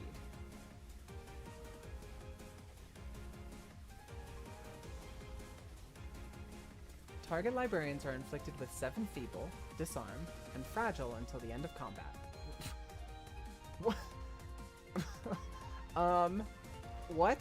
No thank you. I would not like that. In fact, that would be horrible, and I think that I would not like that at all. Please, thank you. We just need to roll a 15. Basically, at this point, if you don't have enough light to cast a big card, you're fucked this turn. And you know what's wild is I think Tippereth might actually not have enough light to beat this. It's gonna be a hard roll for Tippereth. Everybody else should be fine though, I think. So right now, all damage types are endured. Takes no stagger outside of Wrath, takes no damage from Bleed, Burn, Erosion. Their speed die cannot be sealed. The other petrified ones are freebies though, so I'm gonna hit them anyway. We've got Unlock, that gives us card draw. It is literally just free real estate. Multi-slash is in the same boat. If we have multi-slash and we have the other one, we're just gonna use them. Why not? There's literally no reason not to.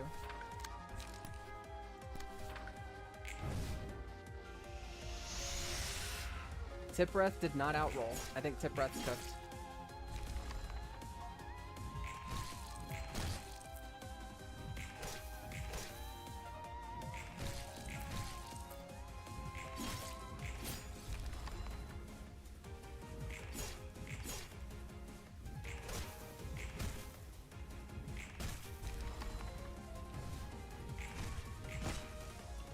Oh, we did not kill Fossilized Greed.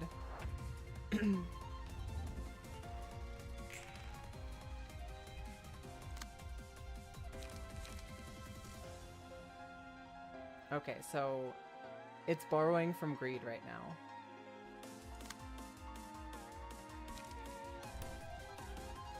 We have a 5, a 4. Okay, so we can pull 2 attacks onto Greed, who's currently on 10 Fragile. Yikes. 10 Fragile, but the expectation is that we will not get hit by anything. Iron Wall? I think Iron Wall could be is a pretty solid play for that. And then we need to play, I don't know, we'll do Puppet Blockade over there, and Raise the grass over yonder. Shit. Uh-oh. What the fuck is... What happened to Raymond? Magical Girl of Courage? Give 2 strength and endurance to an ally targeted by the Jester of Neil at the scene. Okay.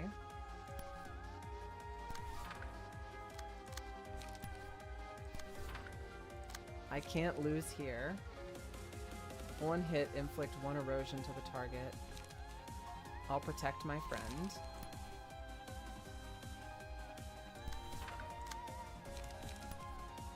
I'm so confused.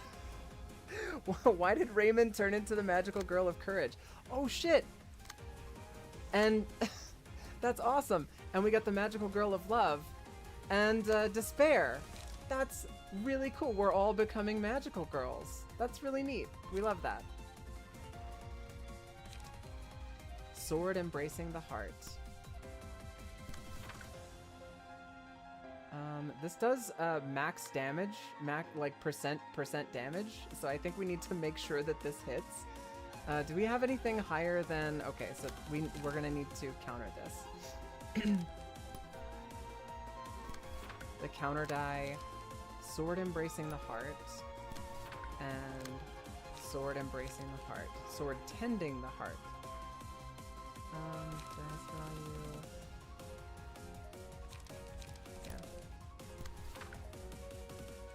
Arcana Slave. This costs 9. I inflict 3 flat fragile on the target for 2 scenes. With love. Gain +5 power if the attack is one-sided. And in the name of justice, 1 clash, lose. 1 hit, inflict 3 bind, gain 2 strength next scene. That's the play. Prepping for next scene. And Tip can do final stroke. I think Greed is gonna go finish off Greed over yonder.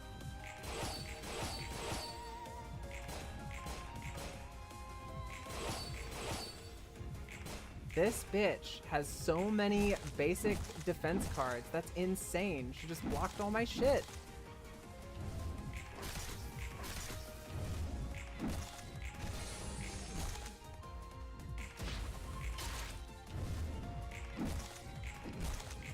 You can't outroll Greed. That's illegal.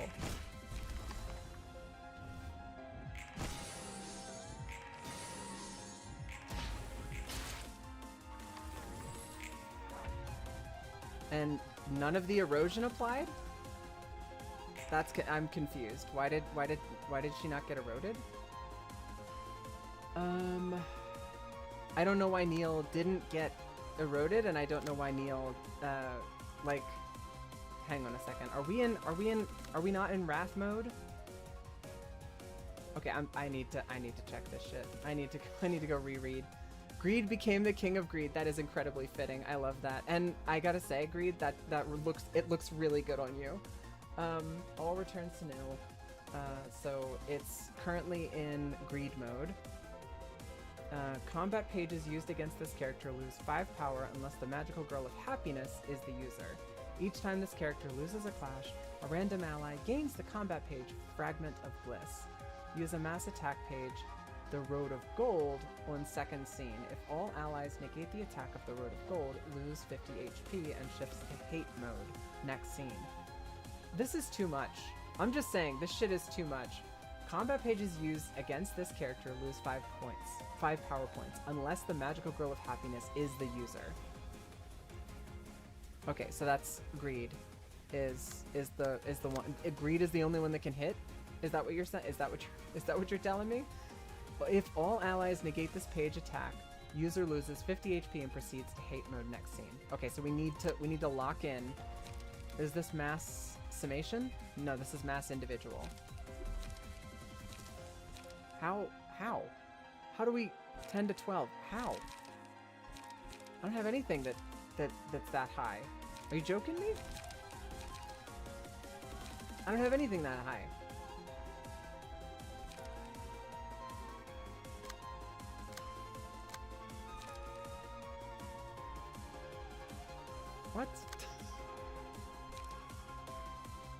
Oh, we've got the Road of Gold, which is exactly what they're using. But the only card I think Arcana Slave could block this, but I can't use Arcana Slave. I could use Arcana Beasts, but this is very unlikely to, because all combat pages used against this character lose 5 power unless the Magical Girl of Happiness is the user. So all of my pages are going to be -5, and I'm using. This is confusing as hell. Like, why did they actually do it this way?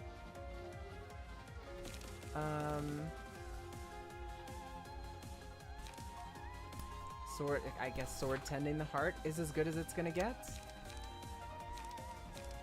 I don't even think it's possible for Tippereth to block this.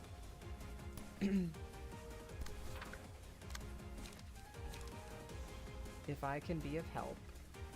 Deal 10 damage to self. Gain 2 strength next scene. That sounds horrible.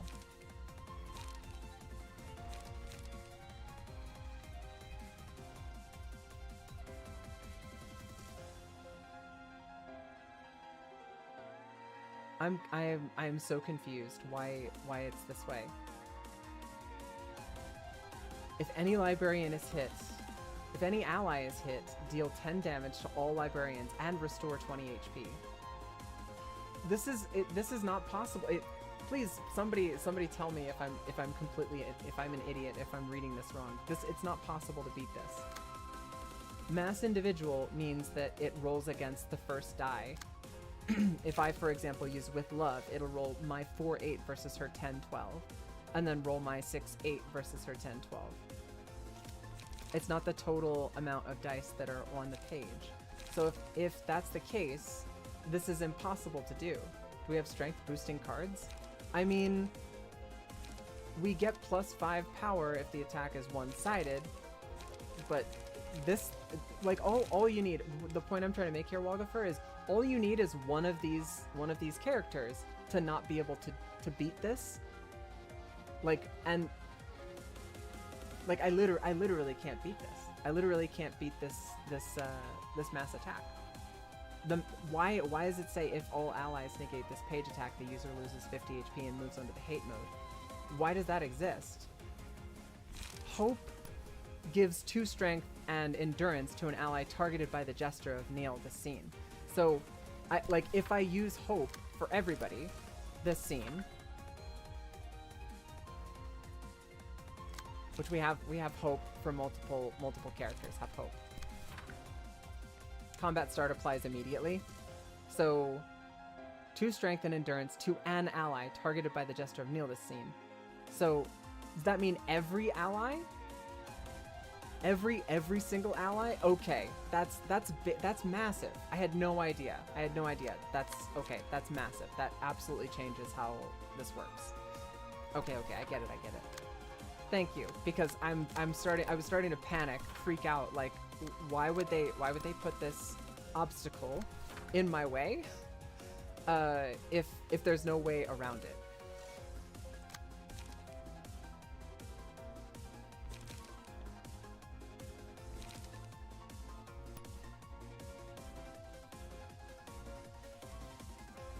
If we have +6, I need to play something that's going to be higher than that.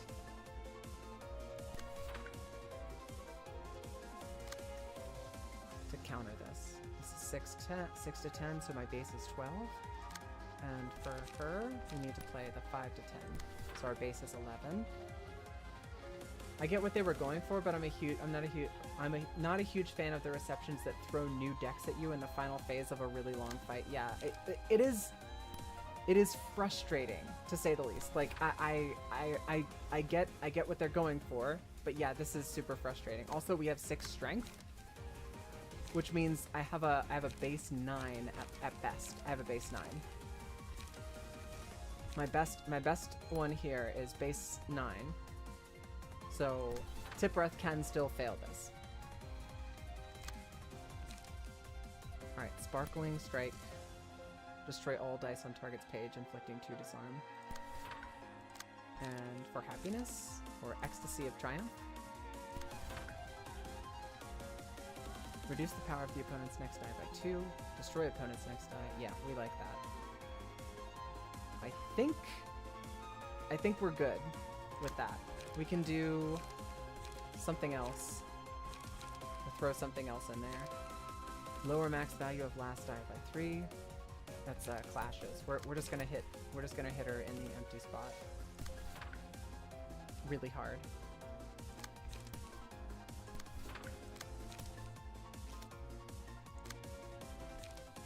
If I can be of help.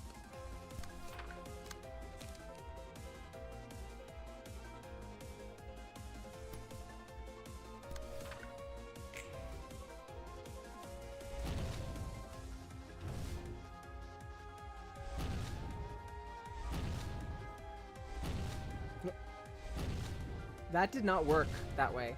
That did not work that way at all. The way that you described it? Nope. Nope. It worked exactly like I thought it would work. And she fucked all of us. Nope. Nope, nope, nope, nope, nope. That didn't work. We're about to lose. And I love that I don't have a combat log, so I can't look back and show you, like, what happened. But, yeah, no. Nope. We just got completely wrecked. And if it was at the start of the scene, wouldn't we have... I guess it's only for one round, but... yeah, I don't know, that's really frustrating. This is a super long fight, and they threw something in there that is basically like, yeah, haha, fuck you.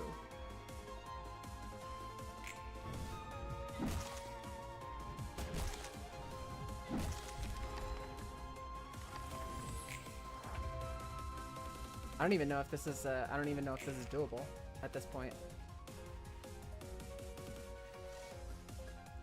I mean, I of course, I will try. I will do my best. I have 2 hope now. Only 2 hope.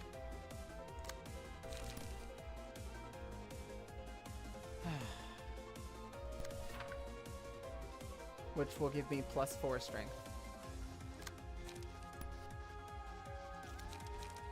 The best card I would have for this would be... And she's doing Road of Gold again. She rolled a 14 last time.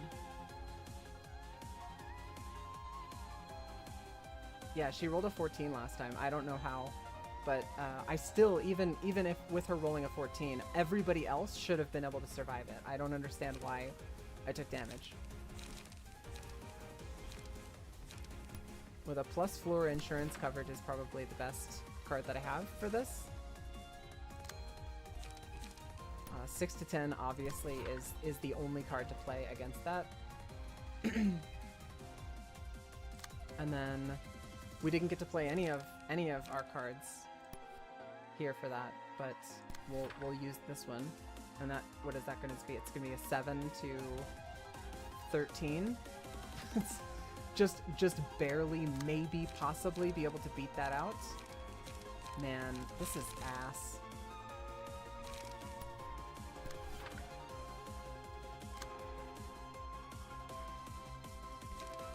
Alright, so I am playing Hope. Combat start. Give 2 strength and endurance to any ally targeted by the Jester of Neil as seen.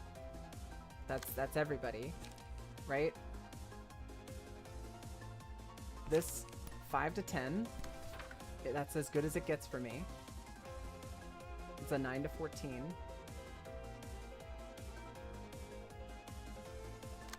And then all of the other attacks go into other dice slots.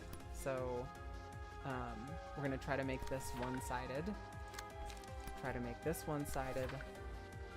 We've got 2 equivalent exchange we can play.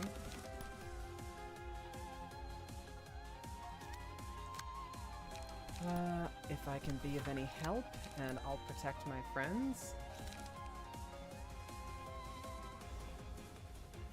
Inflict 2 erosion on target. Inflict 6 erosion on target. all of those hit last time, and it didn't do anything. This fight is so confusing.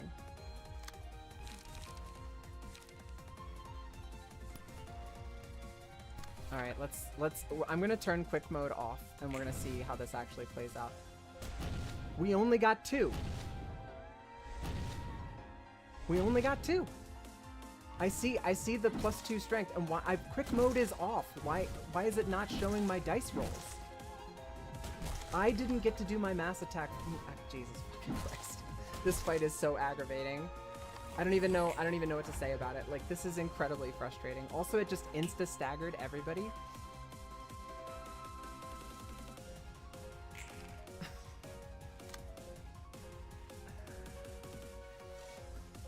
And she's still hard locked in greed mode. I can't defeat her, like, or him, sorry. Neil has unique modes of behavior that cycle in the following order: Nihil, Greed, Hate, Despair, Wrath. Each mode features different... Bitch, cycle to something else. Do something else. Anything else. Honestly, I'm gonna have to end stream in like a minute. Like, I'm about to die, I'm sure of it. But I'm gonna have to end stream once I die. It's just, I don't know what I can do differently. If anybody has a suggestion, that would be awesome. Hope didn't stack. Hope only gave me 2 total. And when I turned quick mode off, it didn't matter. She still just, like, it still just progresses super fast. I can't even tell what's happening. This is ass. This is shit. I will say this is shit design of a fight. Sorry. I like generally speaking, the game is pretty fantastic. What the fuck were they thinking? What were they cooking? Who let them in the kitchen, and what the fuck were they cooking? No. This is not how you do it. This is a fucking stupid mechanic. Those are all hits. If you don't have erosion on you next turn, I'm gonna be pissed. You rolled a 12? I don't get to see the dice that I rolled. I didn't roll, I just didn't roll any die. Is there something I'm missing with mass attacks? Like, the die that they're hitting you with, if you hit them in the same die, it's not a clash, but those are the die that get rolled, right? Am I an idiot? What the fuck is going on here? Also, no erosion. No erosion on her. This fight is dumb. You can take that assessment right to the bank. You can take that shit right to the bank. And it's not that I'm salty that I just lost like 40 minutes of my life, because I am salty that I lost 40 minutes of my life. But I think I have pretty legitimate things to say about this particular fight. And that shit is dumb. That shit is ass. Sorry. I don't want to look it up. I'm gonna have a conversation. Yeah, exactly. Table flip. If I could flip the table's literally bolted to the wall. If I could flip the table, I would not flip the table. I'm not that kind of a person. But it is tilting. At the very least, it's very, very tilting. Definitely Tipperet's Irina page felt lackluster at best and complete dog shit at worst. So we're not going to use Irina's page again. We're going to use another page. I'll figure something else out. We've got Lowell's page. Lowell's page I think would be a decent addition to this. I'm not going to take another crack at that today. I'm going to come at it again tomorrow with a fresh mind, and after having taken a hot bath and a nice long nap. The frustrating part is knowing that you need to change Tip's deck to do something else, but you're already on the final phase. That's true.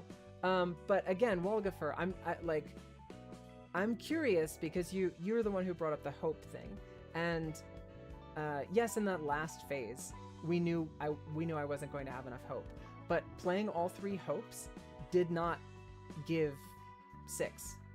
Playing 1 hope gave 2, and then playing another hope gave nothing.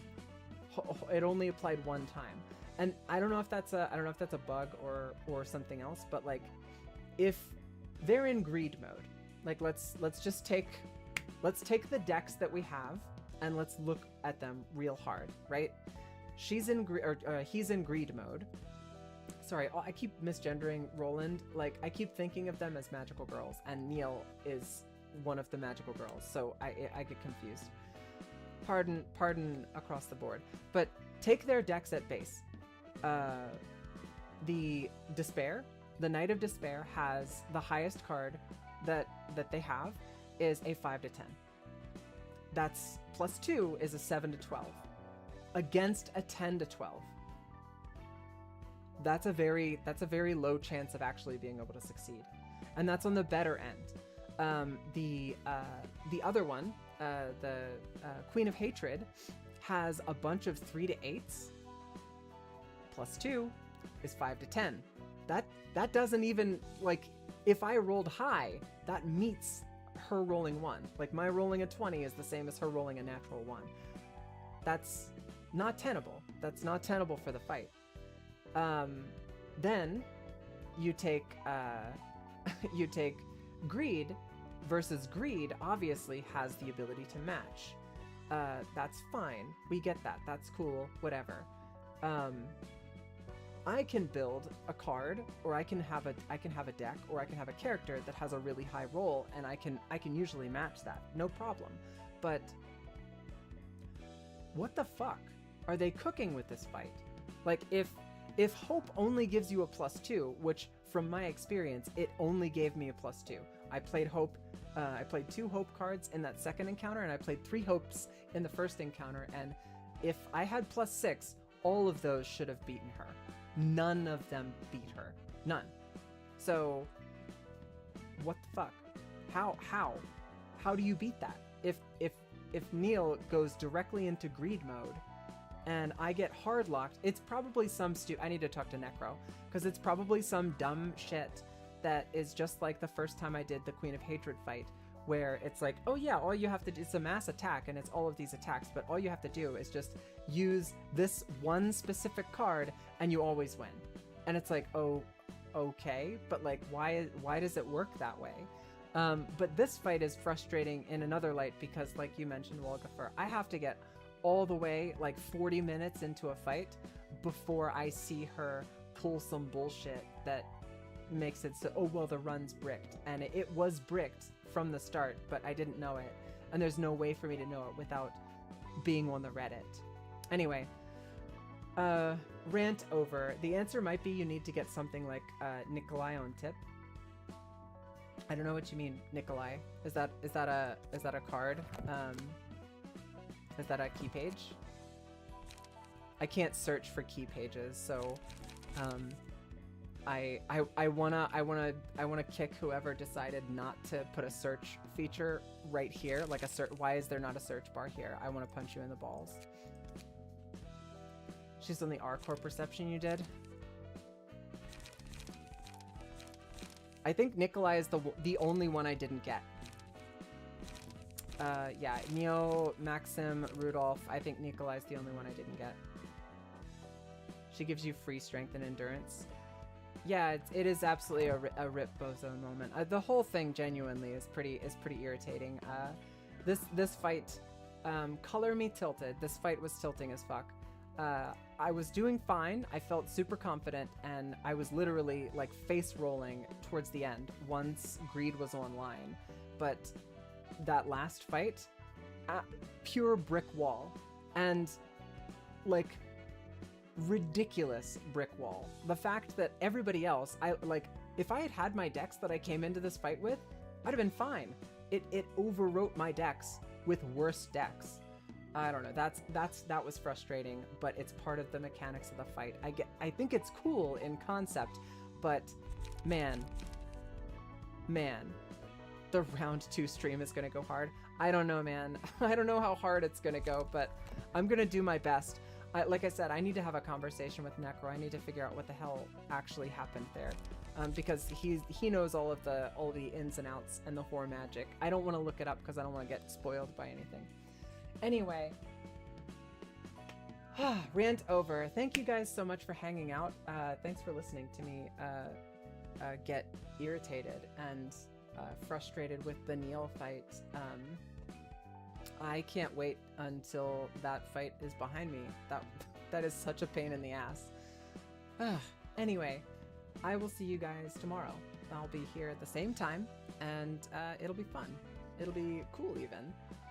Oh, I'm already winding down. I like my was that your cortisol level just spiked there. No, my cortisol levels are already leveling off, and I'm fine. That just some I appreciate game mechanics, and I appreciate stuff that's really neat and stuff that's really interesting. When the game keeps finding new ways to be like, oh, you thought you understood how this worked, but there's actually this super secret uber hidden mechanic that we literally just introduced in this fight that you're an hour into. I'm like, why are you doing this? Why are you doing this? This is like not how you teach a player a thing at all. Like, this is the worst possible way you could teach somebody something, is to make them spend an hour doing something, fail, and then come back. And even now, I don't know what I would do differently, aside from Tippereth having a slightly different thing. But if Tippereth has a different build, it's not going to matter, because nobody won. Nobody won in that engagement. So I have no idea how I'm supposed to do this. But I will see you guys next time. Have a wonderful night, and be kind to yourself. I'm gonna go treat myself to something like a sweet, and go for a little walk. But I'll see you guys. Toodles and stuff. Love.